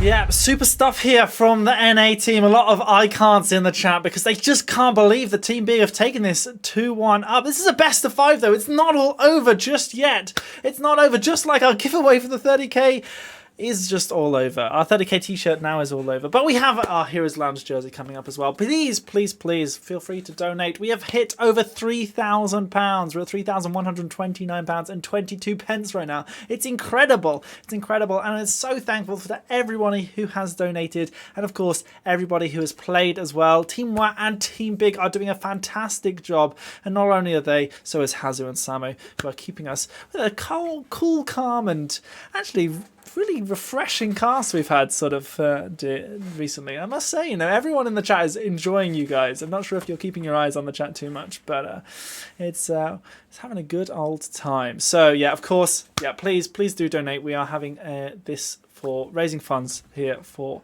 Ukraine and the British Red Cross. But that last game on not Tomb of the Spider Queen, it was on Cursed Hollow, of course. What a time. Double boss with a curse. I mean, how can you not end with that, really? Yeah. Not only that, but also closing in on 20, right? Yeah, just very strong showing by Big. I think their draft actually lined up very well into what War had. I think the Zeratul last pick, like in hindsight, he couldn't do anything, right? He had almost no impact at all. Like, he hits a 2-man Void Prism, but in reality, it's not gonna lead to anything because, like, the Falling Sword and how tanky everyone is on the side of Team Big, like both carries actually went for Spell Shield as well, Lunara and Zeratul. Like, they wouldn't die actually during the combo. Yeah, I mean, they had the tools to deal with the VP, really, and that was the thing. The VPs came down and nothing really happened over it. Deca Kane, fantastic stairwell on this one's absolutely right there. It was superb stuff from them. Yeah, it's also, if you think about like the Tyrael main tank, while he's good on the map and he's very good with Tracer, there's almost no synergy at all with Zeratul, right? Like, after the Void Prism, Tyrael has no button. Like, he can Sanct, but honestly, it's kind of bad. Like, you don't even want to do that because then you're blowing everything on into one basket. He has no CC to follow up on the Void Prism either. So I feel like, yeah, the last pick wasn't ideal. Like, the draft just didn't really click together, I think. Yeah, so it looks like we're going over to Towers of Doom, a classic map here for sort of these comebacks, especially getting back into the game. You'll see currently to the left of me, I think, on screen. Well, no, it's on the right of me on screen, of course. There's a Heroes Lounge jersey. That is a picture of me wearing a Heroes Lounge jersey. You can have a little look at the bottom of my face and my neck, as well as the Heroes Lounge jersey I'm wearing. Yeah, you can potentially win our raffle here if you just enter £2 and £2. I just want to say I've got sort of a little thing here. £1.50 provides a sleeping mat for families to be able to sleep on in Ukraine if they have had to leave their home. Maybe £3.90 could provide a blanket for a family taking shelter as well. £9.70 provides a hygiene kit for a family of 5. £17.40 is a kitchen set for a family of 5 who've had to flee their home. £32.70 is 40 chlorine tablets able to give clean access to multiple people, of course. And £210, which, some people, one person almost donated, is a fully equipped first aid kit, including supplies, to help treat wounded people who may have been wounded from some of the explosions that have happened, of course, in the Ukraine. So, yeah, this is why we're doing this. This is why we're raising funds. It is all for Ukraine support here. Heroes Lounge, we've sort of band together to try and make some things happen. We are so grateful for Team Wa and for Team Big as well playing in this. So it's big, and it's so good because the British Red Cross, they're working with Ukrainian Red Cross, with the ICRC. British Red Cross are a foundation that's been around for over 150 years, supporting sort of in and out of war and other sort of other locations where it is tough to live in. Of course, every donation helps to support families with food, first aid, medicines, help rebuild homes, healthcare centres, schools and community centres, and of course help sort of repair the vital infrastructure that people need in Ukraine right now during this war. You can really donate. So please, yes, Summit, see what you can do. Donate £2. You can win yourself a beautiful Heroes Lounge jersey and wear that around. And people ask, where did you get that? How did you get that? And you're like, I gave a sleeping mat to someone in Ukraine, and that's how you got that. So really, really good stuff here all around. Thank you very much for everyone who has donated. Yeah, we are over 3,000, so it really is fantastic. I'm sorry that I'm non-stop talking. Of course, we've had lots of comments coming in here already. I think I missed who won. Was it Rob who won the 30k t-shirt? No, it was Aviator. It was Aviator because Rob donated his donation to Aviator. So Aviator has won the 30k t-shirt. You can all at him for winning it, as well as adding some emotes during this cast. So, Towers of Doom. let's get on with the draft here. We're not actually getting ready for the draft. Well, I think we are. Yeah, let's go, and you guys can take it away. Talk about all the heroes and stuff, and we'll get going in a very very short time. I'm sure the button has been pressed. It's just a case of going through. Good luck, everybody, and let's see how these guys do on Towers of Doom. Towers of Doom, first pick on the side of Wa is after losing the last map. They decided to go for first pick. So map has been chosen by Team Big. And yeah, Towers of Doom, I would argue one of the best Vikings maps at the moment, maybe. Yeah, certainly. For me, the first thing that comes to mind is Stitches wants to play when I see this map, given the scoreline, and I talked about it earlier with Masquerade. We do see the Brightwing ban. There it is. And I think Dino will either ban the Rhaegar here or first pick Rhaegar. There seems to be like a very... So yeah, okay, Lucio's in. And I said it, right? Banana can play the Lucio. So they are changing up a little bit now that they are behind. Obviously, you don't have that much wiggle room anymore. If you lose the map, then you lost the best of 5. But you know, you rather try to adjust now. And we will see. Rhaegar and Lucio are both in. So which one do we think is better? And Junkrat first pick. Alright. Dino takes it into his own hands. Indeed. Junkrat was one of the heroes Dino was also known before. Like his Tracer, Junkrat, Zeratul. Like those were the 3 main heroes I remember Dino for like 1.5 years ago. And especially on Towers of Doom, the zone control, as we had mentioned earlier, is just insane on Towers of Doom as well. And the long-range poke just to stall those objectives, very, very good combination. Johanna and Rhaegar. They stick with the Johanna picks. There's the Lucio in return, and Blaze. Do we see a Leoric ban by Team Wa here? Because they have the Blaze. Actually, maybe Tehaka is a bigger problem. After I saw Lintori was delivering big time. There is the talk though that Junkrat can be kind of annoying for Tehaka if you burrow into the bush. It's kind of obvious where you would end up, and then there's usually a Junkrat trap. But let's see. Especially the silence traps are really, really terrifying for him. Yes, if they follow up, they can kill you actually during that, because you will get stunned. Like, I mean, you are silenced when you burrow out, and then if they are aware, they will CC chain you and kill you. But they have the choice now. Dino is thinking. Maybe they don't ban either of the off lanes, and yeah, they ban the Falstad instead. Yeah, also with Johanna being picked up, is there still a potential to just put Johanna onto the offlane and pick another tank for Kettle? Absolutely, yeah, for sure. Tracer is in again, by the way, just as a quick reminder. The hunt is on. Madara. There is the Lyric. There's the Lyric. Yeah, even Lyric having sort of a weird matchup into Blaze, because teamfight-wise, Blaze just pops the bunker, and then Lyric and Tomb kind of gets useless. Or you just force the Blaze to use the bunker. But on the other hand, Lyric just is really, really strong in the 1-1 against Blaze on the lane. So it's Ultralisk playing Junkrat. Dino will play the Tracer now. Once again with Tyrael. A lot of Overwatch heroes there for Timoa.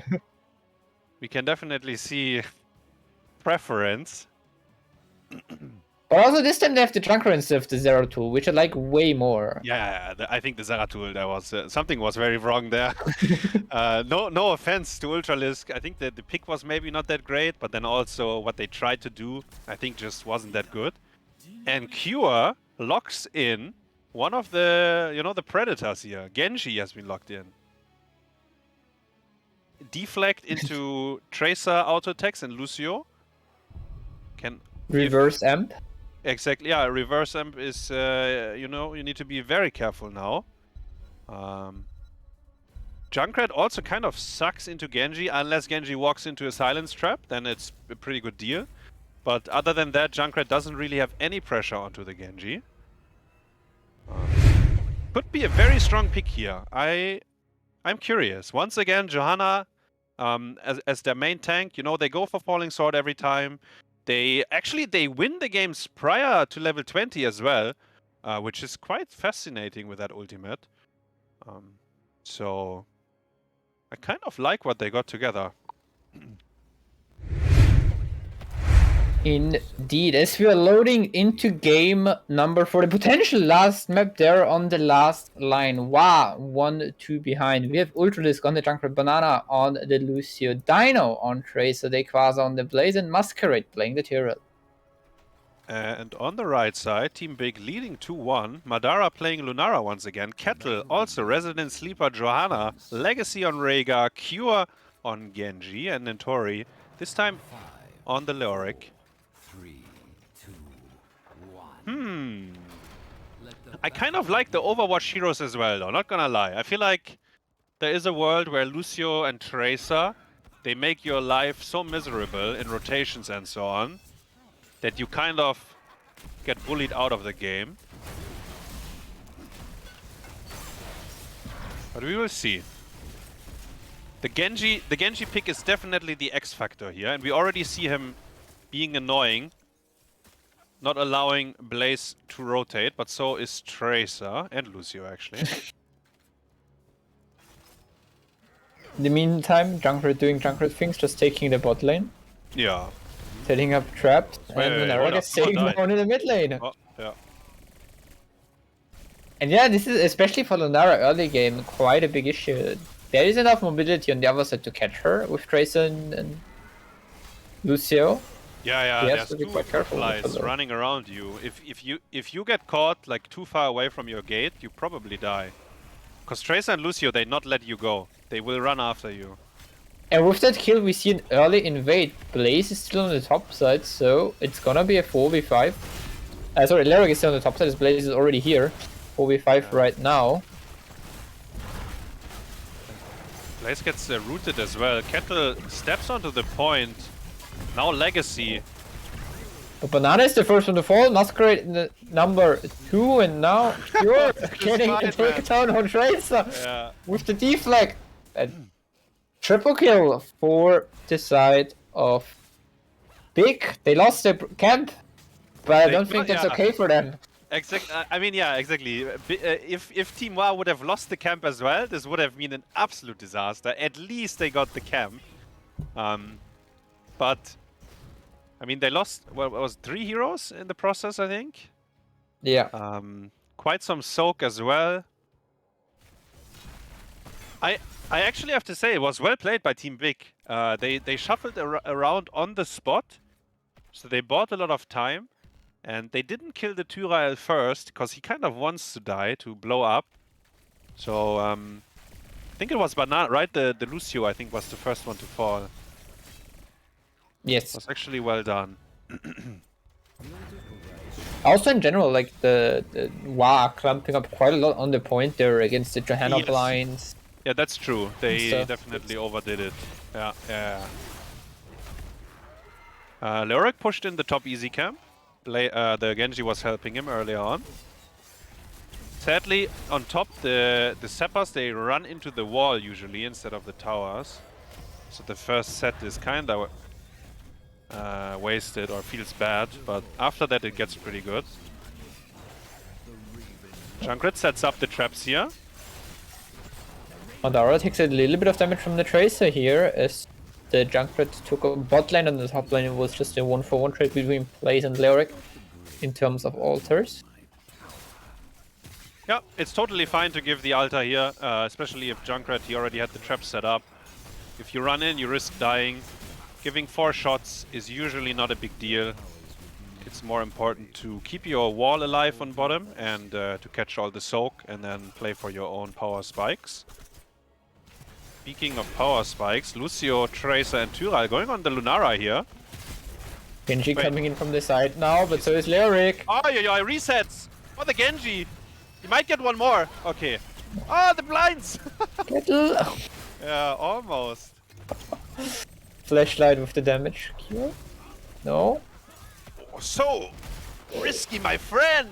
5 HP there! 5 HP? Oh, yeah. Calculated. That's That's how we do it on an A. To the limits, man. Wow. By the way, Cure with level 1D and the 7, which gives him a dodge and spell shield. Oh, Wait, another contest contest again? on the camp. Ninter is around on the lyric. The Quasar trying to go for the point. Point again taken by Wa. Oh, he missed the stun. Big has to run away. They still get the kill though on Lyric, I think, yes. Yeah, And Cure dies as well. Remember when he had 5 HP? Now it's 0. And the camp, you know, yeah, it snowballed quite a bit there. Because Genji couldn't participate in this brawl. Obviously, they knew he was basically dead. Also, we have the Altar spawning in the bot lane now. With Genji still dead, they should go over towards Wa easily. Yeah. Junkrat already setting himself up to just take the next camp for the bot side, pulling them together quite nicely. So his auto attacks and Qs can hit all 3 of them. Yeah, and this time, as I said, like, this time we didn't only lose the shots, but we lost our whole wall as well in the process. So this was a lot more, or this was more painful for Big than they anticipated. In fact, they are trailing in XP as well, almost level 10 for Team Wa here, who is currently pushing in a bot easy camp onto the fort. Genji coming in from the side. Bomb onto Kettle. Taking quite some damage. Gonna be fine for now. 500 HP. 2 Seppas run in, yeah. The Quasar is flanking, level 10 has been locked in, stun, Oh, cleanse. and drops low, but so does Madara. Anka has been dropped, getting some low damage onto the board or member. Hold Didn't up. free yet. Oh, Are we in trouble? Genji gets a reset. And maybe go Genji for get- another one. The Zestra. fort is alive, by the way. Entomb has not been used. A little bit surprising. I think we could have traded it for Sanctification. Because the bunker was used prior to that aggressively. Yes, Sanctification also hold back from the side of Wa Massacre, right? We also do have Sound Barrier up, and on the side of Lucio we do see good vibrations on level 7, so not going reverse amp into Yeah. Lucio. Yeah, and barrier, as you mentioned. It's also because of the falling sword. It's kind of the only CC, like Blast Shield would be kind of the only CC they have. Wow. I think a little bit too greedy on the dive. Then again, like Lunara was 1 HP. But then they didn't get the fort nor the kill, and they died in return. The fort is very low though, so, if they get a kill here, they can definitely burn it down. We do have all ults but Ancestral. That's 30 seconds, and in fact Ancestral is a very important cooldown actually. So maybe they decide to give it. Let's see. Poking around. Inter is looking. Lyric. No. The slow bomb onto Legacy. Rigger. Gets out for Planification and now. bunker overlapped. Ancestral healing in 1. The fight looks very awkward though, I feel like, for... Pure going in for Lucas. another delay. It's 6 frag out, Ancestral onto the Genji there. They're trying to tap it through. No. Another stall Or from died, by the way. Johanna. So it's 5 shots. They Man. just turn Big. around and go for the fort. Yeah. Team Big, I mean, they didn't have the Ancestral to start off, and then they still played so aggressively. They almost died, but they got away. I think it could have been so much worse for them. Luckily, they got out with their lives. They lost the fort, they lost the shots. And by now, 23 to 36 HP in terms of core shots. Level 13, almost there for Team Wa. And they have the bottom fort, which they can secure or fortify with Junkrat. And now we do have the Sappers coming in the bot side as well. Madara takes loads of damage from the Tracer there. He's gonna be fine. Another heal from Rega. Lyric again taking the top camp. Not much the Quasar can do about this. He's just a blaze into Lyric. That's not fun. Yeah. do see auto attack build on the Lyric. I guess good into Blaze, but not so good into any of the other heroes. Would be my first instinct. But we'll see. Cure gets out-traded by Lucio. Ah, what a hero. Yeah. Able to hold the bot fort for now. 20 seconds for next altar spawning, mid and bot side. Yo, this is problematic for Team Big though, no? Like bottom 4, there's the easy camp coming. They have no control over the bot one, so the one on the south will be just kept for free. And then the mid one, there's Junkrat traps. You know, it's not the best either to fight. Oh, In fact, bomb onto Genji! Protected. Zestral comes out, keeps him alive. Bunker has been used. We still have barrier and sanctification for Big. And they just completely bully them out. Look at this. The bottom easy camp, everything is like blaze stun! Oi, oi, oi, oi. Dara drops very low. Then invocation against the X strikes, and barrier comes out now. Banana Instant might be dead. doom. Never mind. He's full HP. Oh, He might be dead. falling stuff. Oh yeah. We are down to 10 HP by the way. Just saying. Kettle got lost. He actually interrupt. Oh my god, the blaze stun! Oh, the Quasar, what are you doing, bro? Ay, ay, ay. Okay, we go next. 10 HP, everyone is dead. Legacy is gonna go next as well. I don't think he gets out. Oh, he does actually. Wait, he lures them in. Wait, hold up. He's outplaying them, man. They all run into the castle. Okay. Ay, ay, ay. Do you see another bot camp about to be taken by Wa? I mean, they got the bot camp through. They got both altars. Yeah. It's And yeah, Kettle interrupted the rip tire, but by doing that, he obviously compromised his position big time. I mean, it is Towers of Doom, you know? If there's a map for a comeback, it's this one. I currently don't see a good way, though, for Team Big to do that. The Genji pick has been okay, but definitely not what we have hoped for, I think. In fact, losing control over bot lane that early on really hurts Big. They can't reclaim it. It's impossible, actually. They just don't have the damage to brute force it down either. And they're going for a desperation play now. Trying to 5-man trap around the boss, more or less. Yeah, they got scouted out by the blaze, just throwing some oil in the bush. Yeah. Nintari try and take the top left. If Wa gets 2 altars, this is over. See the first one being taken now, and the top left is very hard to fight around. True. Madara not toggling his spell shield kind of tilts me. Sorry, but like when I see that Masquerade has to use Sanct. The Quasar gets another interrupt, takes How do quite you- some damage for it. Junkrat is gonna, like, he's not gonna allow you to cap this. So Team Big has to win a fight here. And when I say win a fight, they need to get kills. There's They also another two? 3 sappers in the bot lane going through, which Yeah. do not matter. Oh, Nintari! Ay, ay, ay. 0-3 it says. He's 1 HP. Tracer's gonna kill him. And from winning a Stun on fight... Torega. Zestral healing gets Oh, out, yeah. but Lunara gets caught in a trap. Yeah. Torega goes down, it's just Genji there. We are very far away from winning a fight here.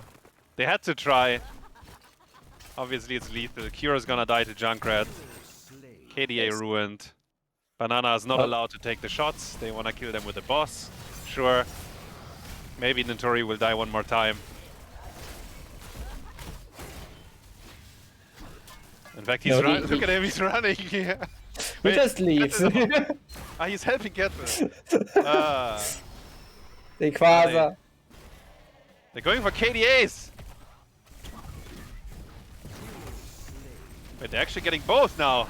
Oh no, Nintori dies They as did well. do the boss, but did not. Oh, they can? Cap it, cap it, cap it, cap it. Oh, perfect. Oh. I mean, kind of, you know. Yeah, that was as one-sided as Cursed Hollow. Team Wa actually dominating Towers of Doom here. Absolutely dominating it. The Overwatch heroes, Lucio, Tracer, and Junkrat together. Fantastic. It's weird. It feels like a repeat of Miami. I'll be honest. You know, I feel like the same thing happened. Cursed Hollow, like that's when EU went behind, and then suddenly Towers of Doom came out. That's when EU came right back again, and we saw it. We saw it. It was just, you were absolutely right. Dominating. Even so, they styled on the NA players by taking the KDA. You know, why not? We have 4 minutes left of our giveaway of the Heroes Lounge jersey.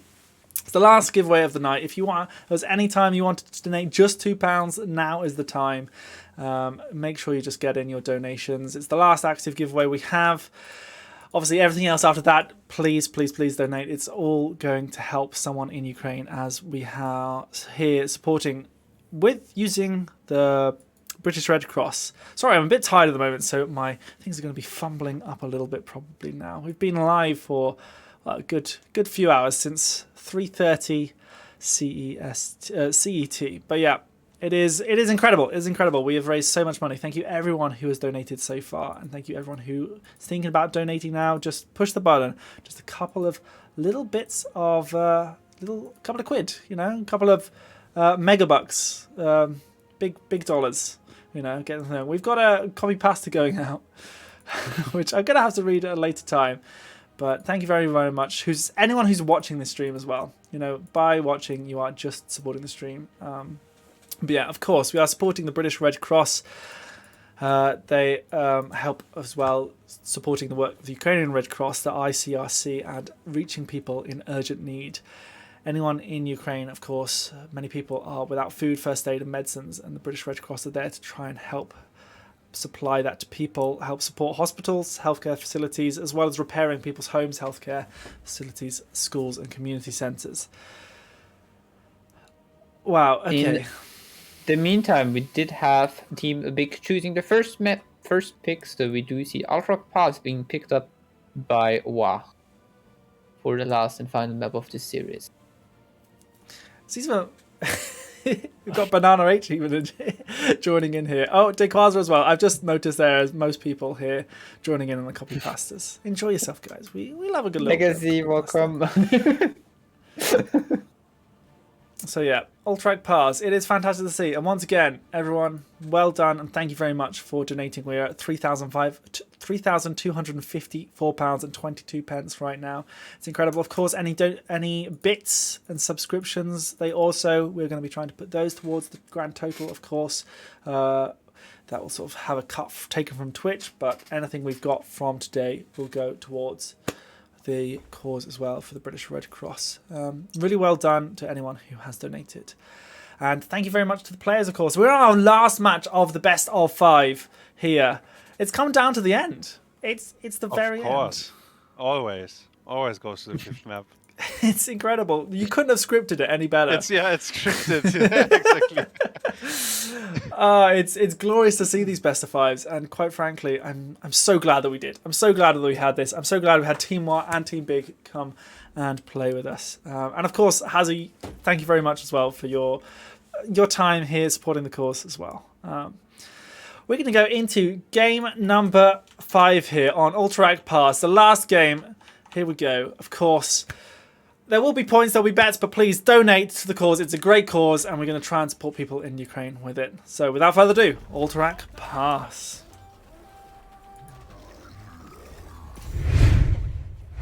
Indeed, Ultrac Pass. Very interesting map for me. I have not solved it yet in my head what you want on this map, so maybe you can give us more insights, Hazel. You just do the Gnoll camp, you know, then you do it again, and then you do it again. But so I think on Alterac, actually once you reach mid game, it becomes a quite interesting map. Early game I think is pretty boring and dull, but that's just because the Gnoll camp is very strong and the objective is hard to cap. There's one exception though. Anubarak is exceptional tank here because he can walk alone to the objective. He presses one beetle, They tank the grunts and the footman, and then you can just cap by yourself, which means you need someone that babysits the opponent's Anubarak all the time. And yeah, that's a lot of pressure. It's actually one of the few ways to get a lead on Alterac. Other than that, if there's no Anubarak, then you have to play fair. And then usually the map is somewhat slow, actually. Unless someone makes a mistake and dies randomly, or doesn't cap the Gnolls on time, you know? Because they are very strong. And actually, Anubarak first pick by Kettle, I'm not surprised. Rhaegar is in, Lucio is in, Brightwing is in. So actually, look at the buns. Like Lunara Band, you said it, that Madara definitely popped off playing her. We do see a ban on it, and the Zeratul ban. Do you think he outbanned his own teammate there? Definitely a ban against Ultras, but also partially a ban against Cure, probably. Ah, yeah, there's a Cure on the other side. True. Lucio and Blaze. We skip on Rhaegar. Is that a mistake? Rhaegar could do the camp pretty easily. Hogger also still open. Mm-hmm. The Null to defeat the Nulls. True. And this time, like, they just won with Lucio Tracer, right? But this time the Tracer is banned.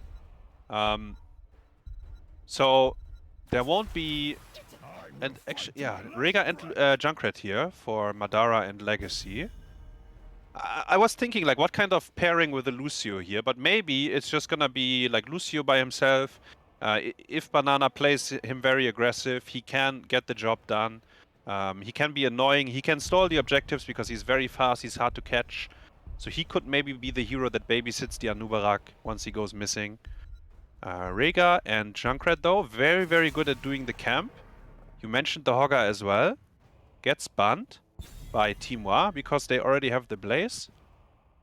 Also, another thing about Junkrat, when you have it, so the small spawn where you cannot, or where you have the small area, which is very close to your fort, Junkrat can just throw over the mine and then always interrupt with the grenades. So it's also very hard to catch against him there.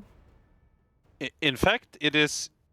If the Junkrat does it right and he has the room, it is impossible to cap the objective on that position.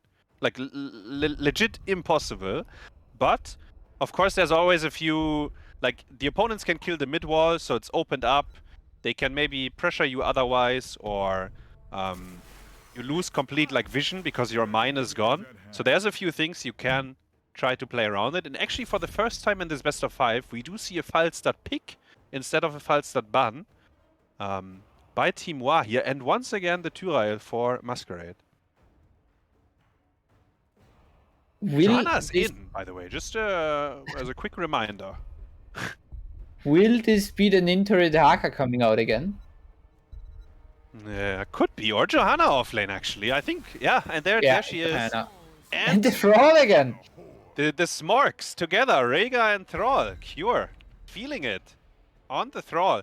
I mean, Thrall is such a good teamfight hero. People underestimate how strong he is in teamfights. And, yeah, if that's what they're playing for, then it's a good pick, you know? Like, in terms of macro, he's definitely on the weaker side. He doesn't really have good wave clear. It takes him some time. But in teamfights, he's kind of hard to kill. He has a lot of damage. He brings CC. And is this the first Han? No, we saw Hanzo, I think, on map 1, maybe, right? Yeah. Yes, map 1. Remember. Yeah, we saw Cure Hanzo. Ah, yeah, exactly. Okay. And yeah, Hanzo last pick for Ultralisk here. Very generic draft by Wa, I would say. Like, you know, Masquerade on Tyrael, he seems to really favor the pick, I think. That obviously means that the front line doesn't have that much CC. But Falstad Hanzo, they don't really need too much CC as a setup. They can do their own stuff. Lucio does his own thing, and then Blaze is the one that can maybe land the big stun. But he will do it with his own tools as well, with the oil. So, yeah, looks like a solid draft. And for Team Big, the Thrall pick, definitely a little bit out of the box, but it looks good to me, actually. I like what they got together here. Indeed, as we are going into the 5th and final map of this best of 5 show match. Thank you everybody for donating so much money. Hope it will help all those people in Ukraine. We have Ultralisk on the left side on the Hanzo Dino on Falstad, Banana on Lucio, Quasar on the Blade, and Masquerade on the Tyrell. For the last time, it's Wa in blue. Exactly, on the right side here on Alterac. Team Big, Madara Junkrat, Legacy on Rhaegar, Kettle playing the Anub'arak, Nintori on Johanna, and Cure running away to the bot lane here, playing the Thrall. This time, Rolling Thunder. He doesn't want to stack. He's done with it.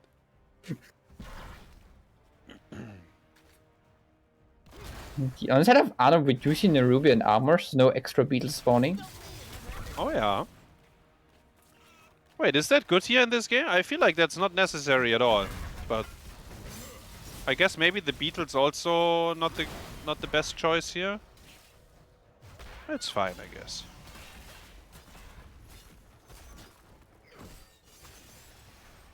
Interestingly enough, Blaze in the mid lane did more damage to the tower than the 3 heroes on top. I guess they also hit the wall, you know, yeah, but... Man, Blaze, when he starts hitting the wall with his Qs and stuff, very, very annoying. Indeed, we do have an auto-attack Falstad coming in. Yeah, Dino loves to play it.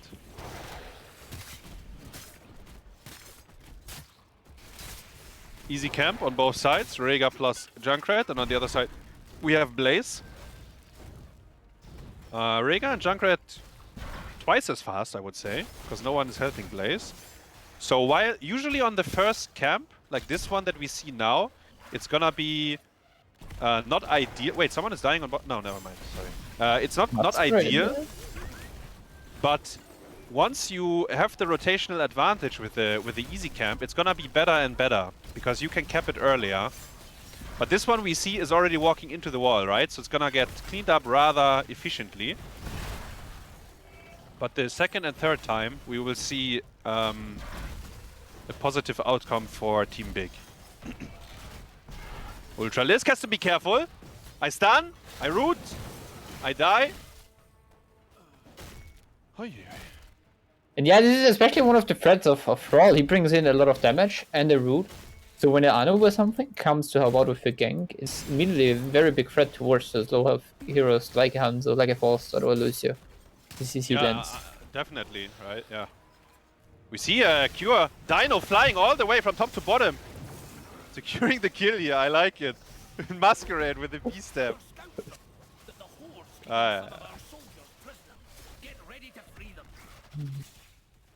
Now the camp already spawning. We do have Madara and Legacy already ready to buy some nulls again. Yeah, it is what it is. On this map, man, the armor reduction on the camp, they spawn so quickly. It's legit the boss on this map, actually. You have to do it on cooldown. You cannot miss a beat. And as I said, now that they are ahead of time because of the first one, this is gonna be problematic for Big. And we see big 4-man rotation to the Gnolls because they realize first one was a bit too slow. We need to do better. And Lucio, we saw Kettle trying to be cheeky there, what I meant with the Beatles. Lucio had to babysit him. Blaze missing the stun. Is he in trouble? I think he is. Mine as well. Oh, he's fine. Madara takes a lot of damage. Oh, Ultralisk missed his last Q there. Was a hard one to hit though. Gets out. So does Quasar. Cure is freezing bot lane, by the way. We see it holding the lane on his side, trying to make Team Wa lose some experience.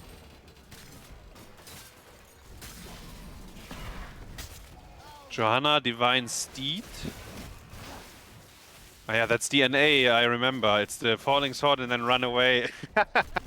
We will see it later on, guys. Get ready for it.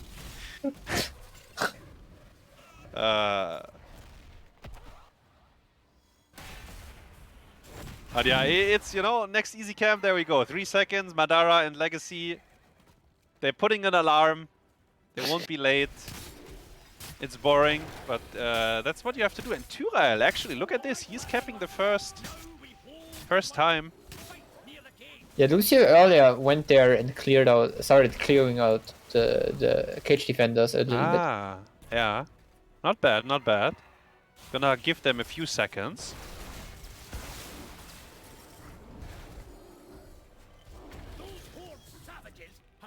We do have the experience slightly in favor for Team Big so far, so they're gonna hit 10 a little bit earlier. Anubara caps on bottom here. Team Wa still has to clear mid for now. Hanzo level 4 W, by the way. That means later on bosses are very easy to kill.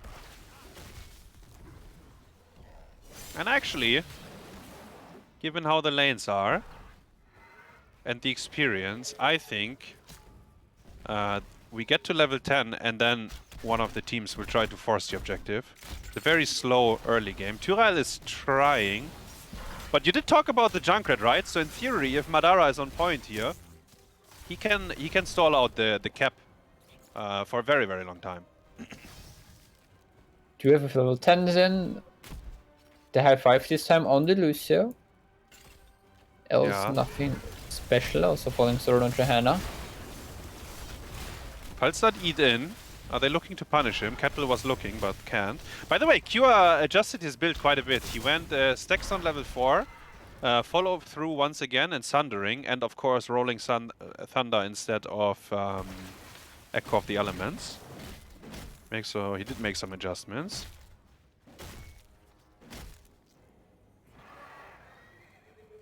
Junkrat gets the easy camp. Level 11 for both. No team fights. Everyone is doing camps and running around, clearing waves. Holster has his global up in 2 seconds. Yeah. Keep in mind, this can be very explosive. Like Cocoon, Sundering, like fights, if they find someone, they can be very, very quick. Tyrael has to sanction because he queued in.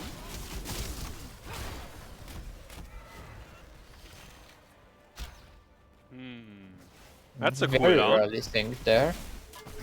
Yeah, he had to, right? Because he queued in.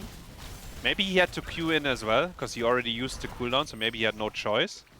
And then to live, he had to sanct.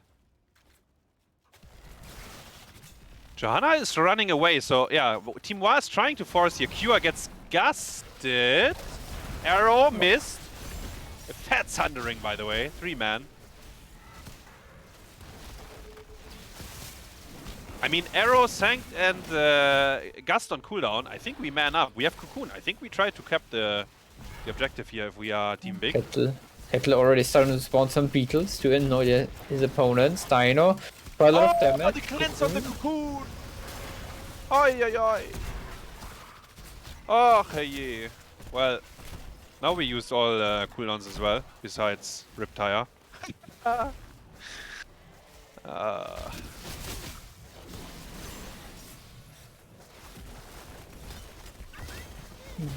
Indeed.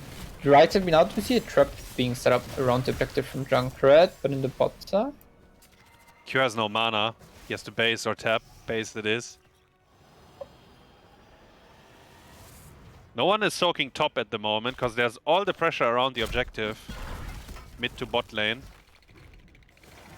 Also This would time- have his flight up. Yeah, yeah. Team Wa, by the way, got the easy camp while the NA team didn't. So this is the first time we see a shift. And there's a massive wave on top. Johanna is gonna go there. While on bottom, we kind of have a fight, but hard to engage into this. Yeah, another Junkrat trap down, though 13 is in. Junkrat has now 2 traps, so it's gonna be even Arrow? more annoying. Arrow, just the Anup, he's getting cleansed. Another Wait, stun. level 13 versus no 13. Bunker has been used. Ah, look at him running. Run away. The Johanna, man. The Oh, Gnolls yeah, in mid, though, have to be cleaned up, so Team Big is gonna be occupied here.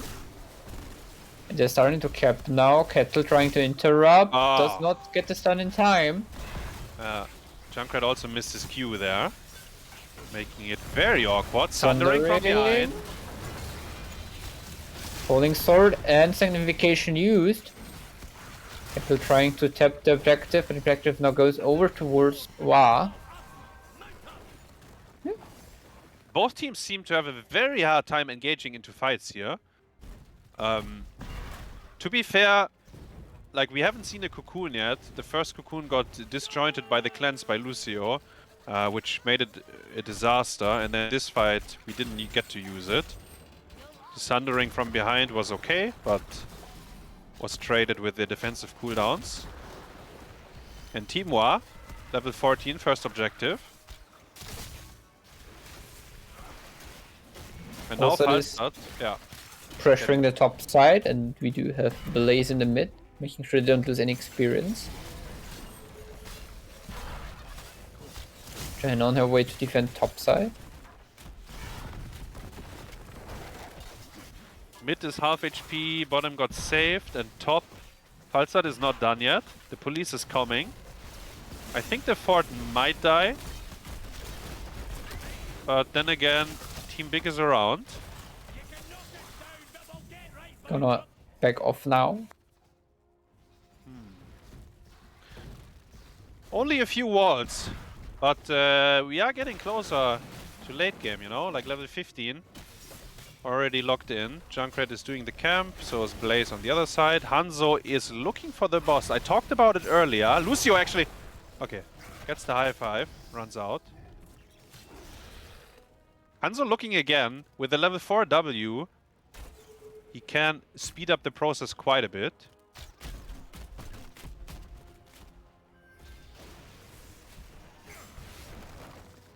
In the meantime, no, Dino not doing any solo boss things in bot in the meantime. Has to Oh. back off. Hanzo, this is the third time they try it. Junkrat is gonna sniff it out.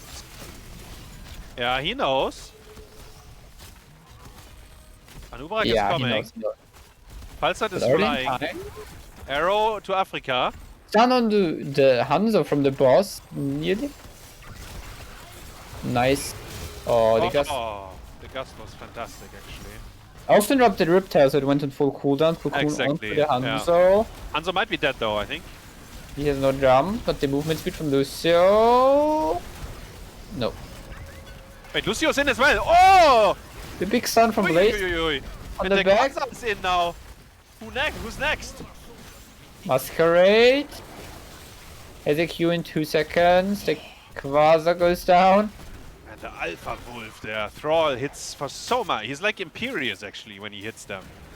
This stage of the game. But he misses the Um, AoE attacks. Yeah, exactly. So they got the boss, but they lost the fight big time actually.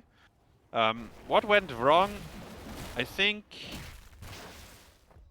I mean, they used Gust and Sanct, right, for the boss secure. I think that was the problem, because afterwards they only had Bunker left, but the Bunker was used once the Hanzo was already dead, right? So the defensive tools have been like kind of overlapped, and therefore the fight became problematic. Yeah, the Blaze was not in position for a bunker onto Exactly, the Hanzo. yeah. Because Hanzo jumped over, he got cocooned on the other side.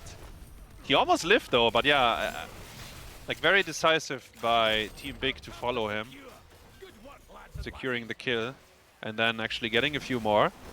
Level 18 versus 17 here.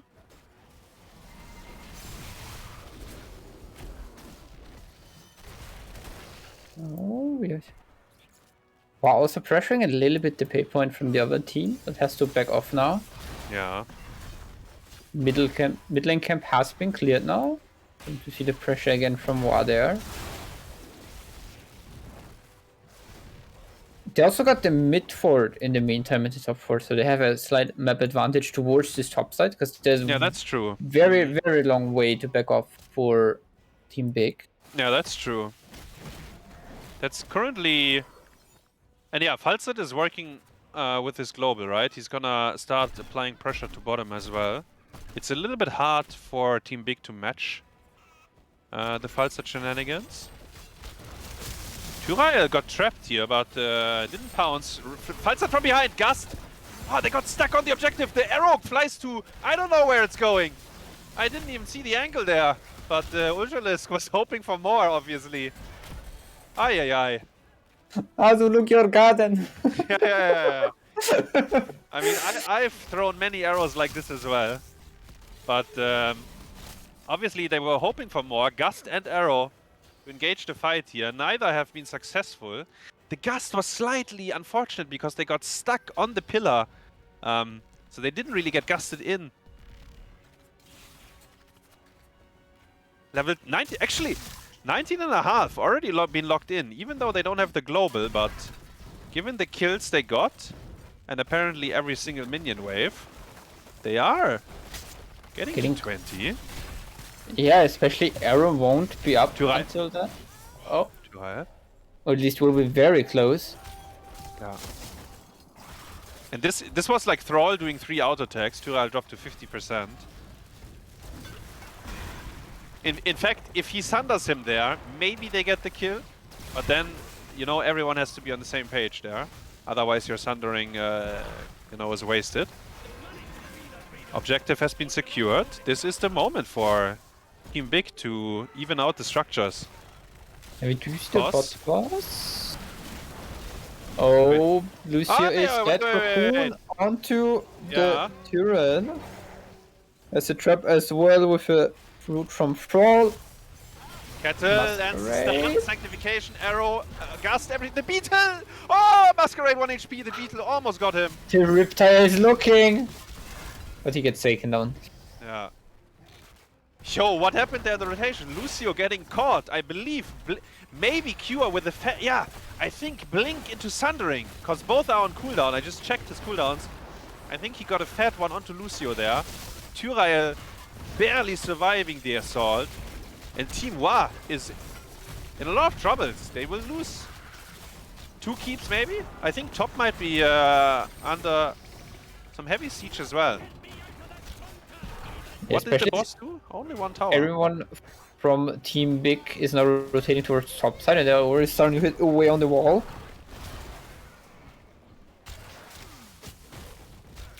This might be the first game where level 20 Falling Sword becomes insane, you know?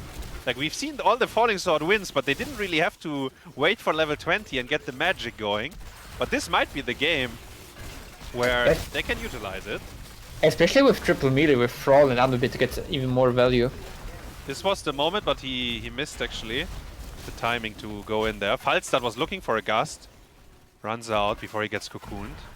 10 seconds on Falling Sword, and it's back up already. Yeah. So half keep on top. Didn't quite get it, but chunked it quite a bit. Setting up for top boss, some traps. Because Team Wa has been very cheeky with the bosses. Then again on top they did bleed for it quite a lot. Actually for the bottom one as well. Maybe in fact bottom one was even worse because it happened during the objective time and their support died. So maybe we stay away from bosses a little bit. Team fights. Did we? Yeah, we saw some team fights, but mostly pickoffs actually. Now Team Big is actually starting the boss. I'm not sure if I like that one. Let's see. Especially Nintori just burning the iron skin on it. Yeah. Too lazy to sidestep the boss stun. Have to need the unstoppable there. Do we have Epic Mount on Dino? He's flying, he's going, he wants the Rhaegar. Gust. Rhaegar gets cocoon. Oh, beautiful cocoon there. Going on the Lucy moved into the try. Ay. So he gets taken down, Ancestral onto Thrall, make sure he stays alive. Dino in a lot of danger as Anup nearly gets the kill. Blaze goes down in the meantime. Anup falls 2 for 1 trade in favor for Team Big, making it a 3 for 1 as Tyrael also goes down. Epic Mount, by the way. Epic Mount, I've seen it before. I have to give credit to Kettle there. Insta cocoon on Blaze, so he couldn't stun the Rhaegar. And then Banana, you could say he ran it down, but you know, he was doing Lucio things. He walked into the trap, and then he is rooted in silence. He can't press a button. His character just explodes. And yeah, at that point, not only did we burn the Gust, but we lost one of our heroes, right? So the fight was not winnable. Keep is going down top side. This means we only have 20 armor left on the core, and the Is boss it Corable? coming. Yes, maybe. Could be a throw though. We don't have a tank with us. Arrow is up in 1.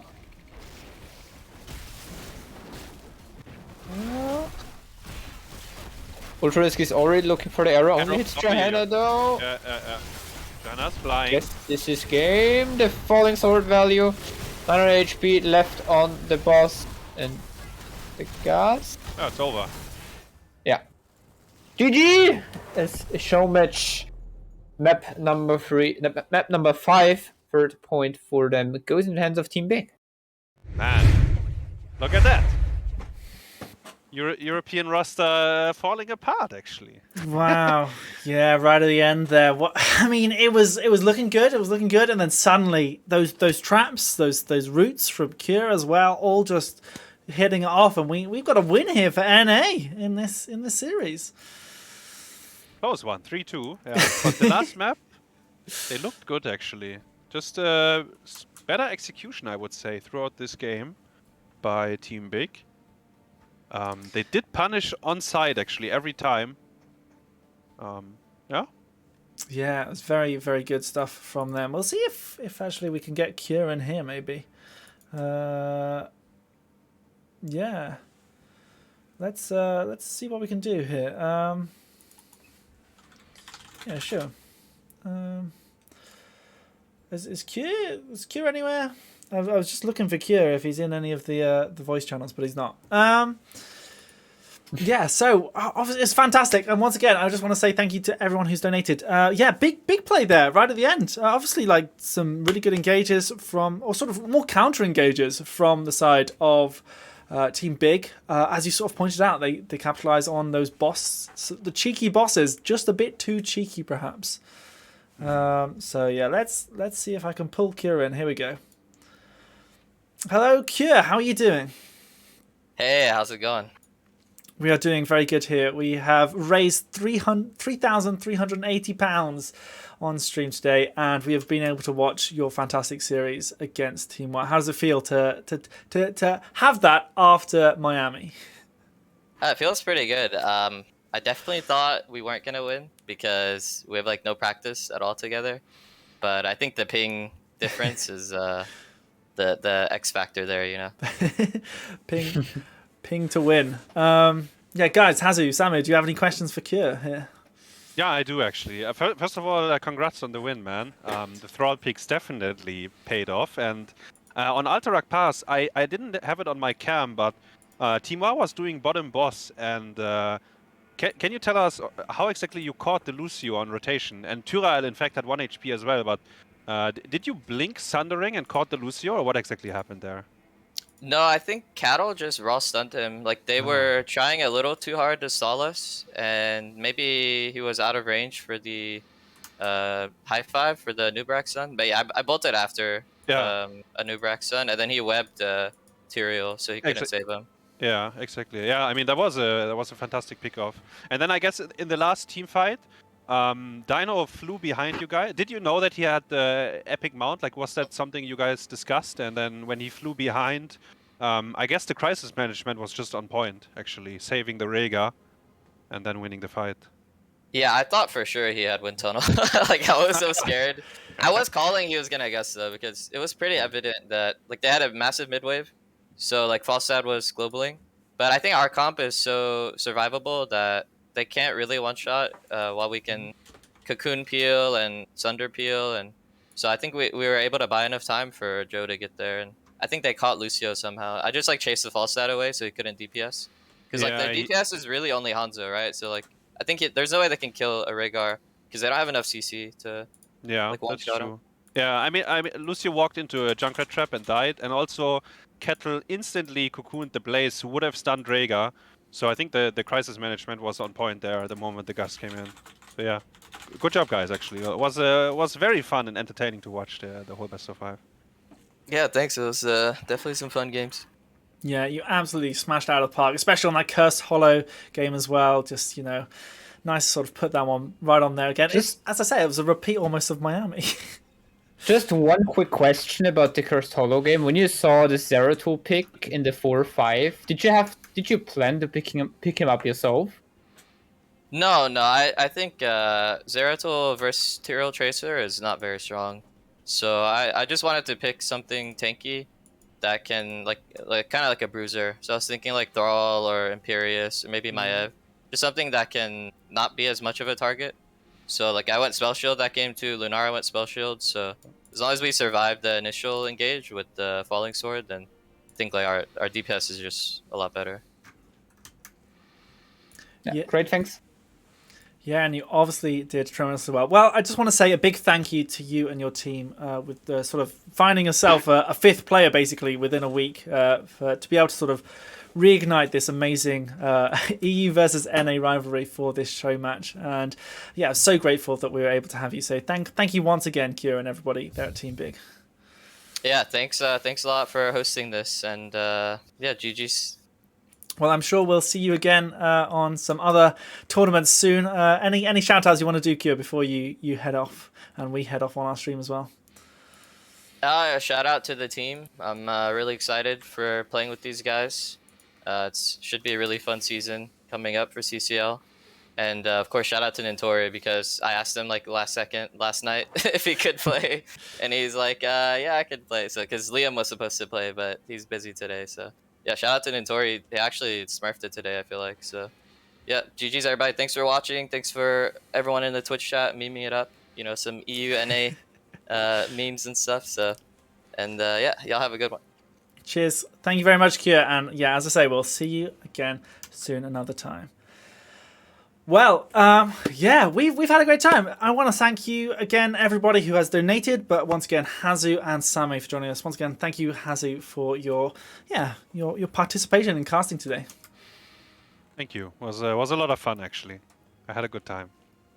And of course, Samu, you're a regular here on Heroes Lounge channel, but we have to thank you and everyone else who has donated as well. We've raised so much money and also sort of totting in the Twitch bits, and there we sort of can add an extra basically 40 quid on top, so it's sort of more around 3,420-ish. But yeah, thank you everyone who's donated. I'm going to try and read those out maybe just quickly now, sort of the big ones. King Solomon as well. Thank you to the Subway. We've got someone, MSG555, they fell asleep with the stream on and they had a dream that Hazu came to their area to raise money for Ukraine. Brilliant donation there, brilliant thing. And you know, everyone sort of who's donated £20, £10, there's so many people who have just sort of tried to do it. People who've sort of donated multiple times as well, just trying to get in with those sort of things. So big thank you to everyone who's helped out with the event as well. All the sort of the stream team of Heroes Lounge has been fantastic. I want to throw in a very, very, very big thank you to Transparent and Tynell, who were the main people behind all of this. Thank you, Sammy. Thank you. Yeah, we managed to get this all organised within a week, so it really has been very unlike Heroes Lounge for that. But yes, yeah, we'll have to say goodbye now. You'll be here on Monday with the Nexus Rumble, next week as well with the Athena Championship, our women's tournament. It'll be on all weekend. We've got both Saturday and Sunday stuff. So yeah, thank you very much, everybody. We will see you. Yeah, see you Monday, guys. Thank you once again, everybody who has donated. Goodbye. Bye. Bye.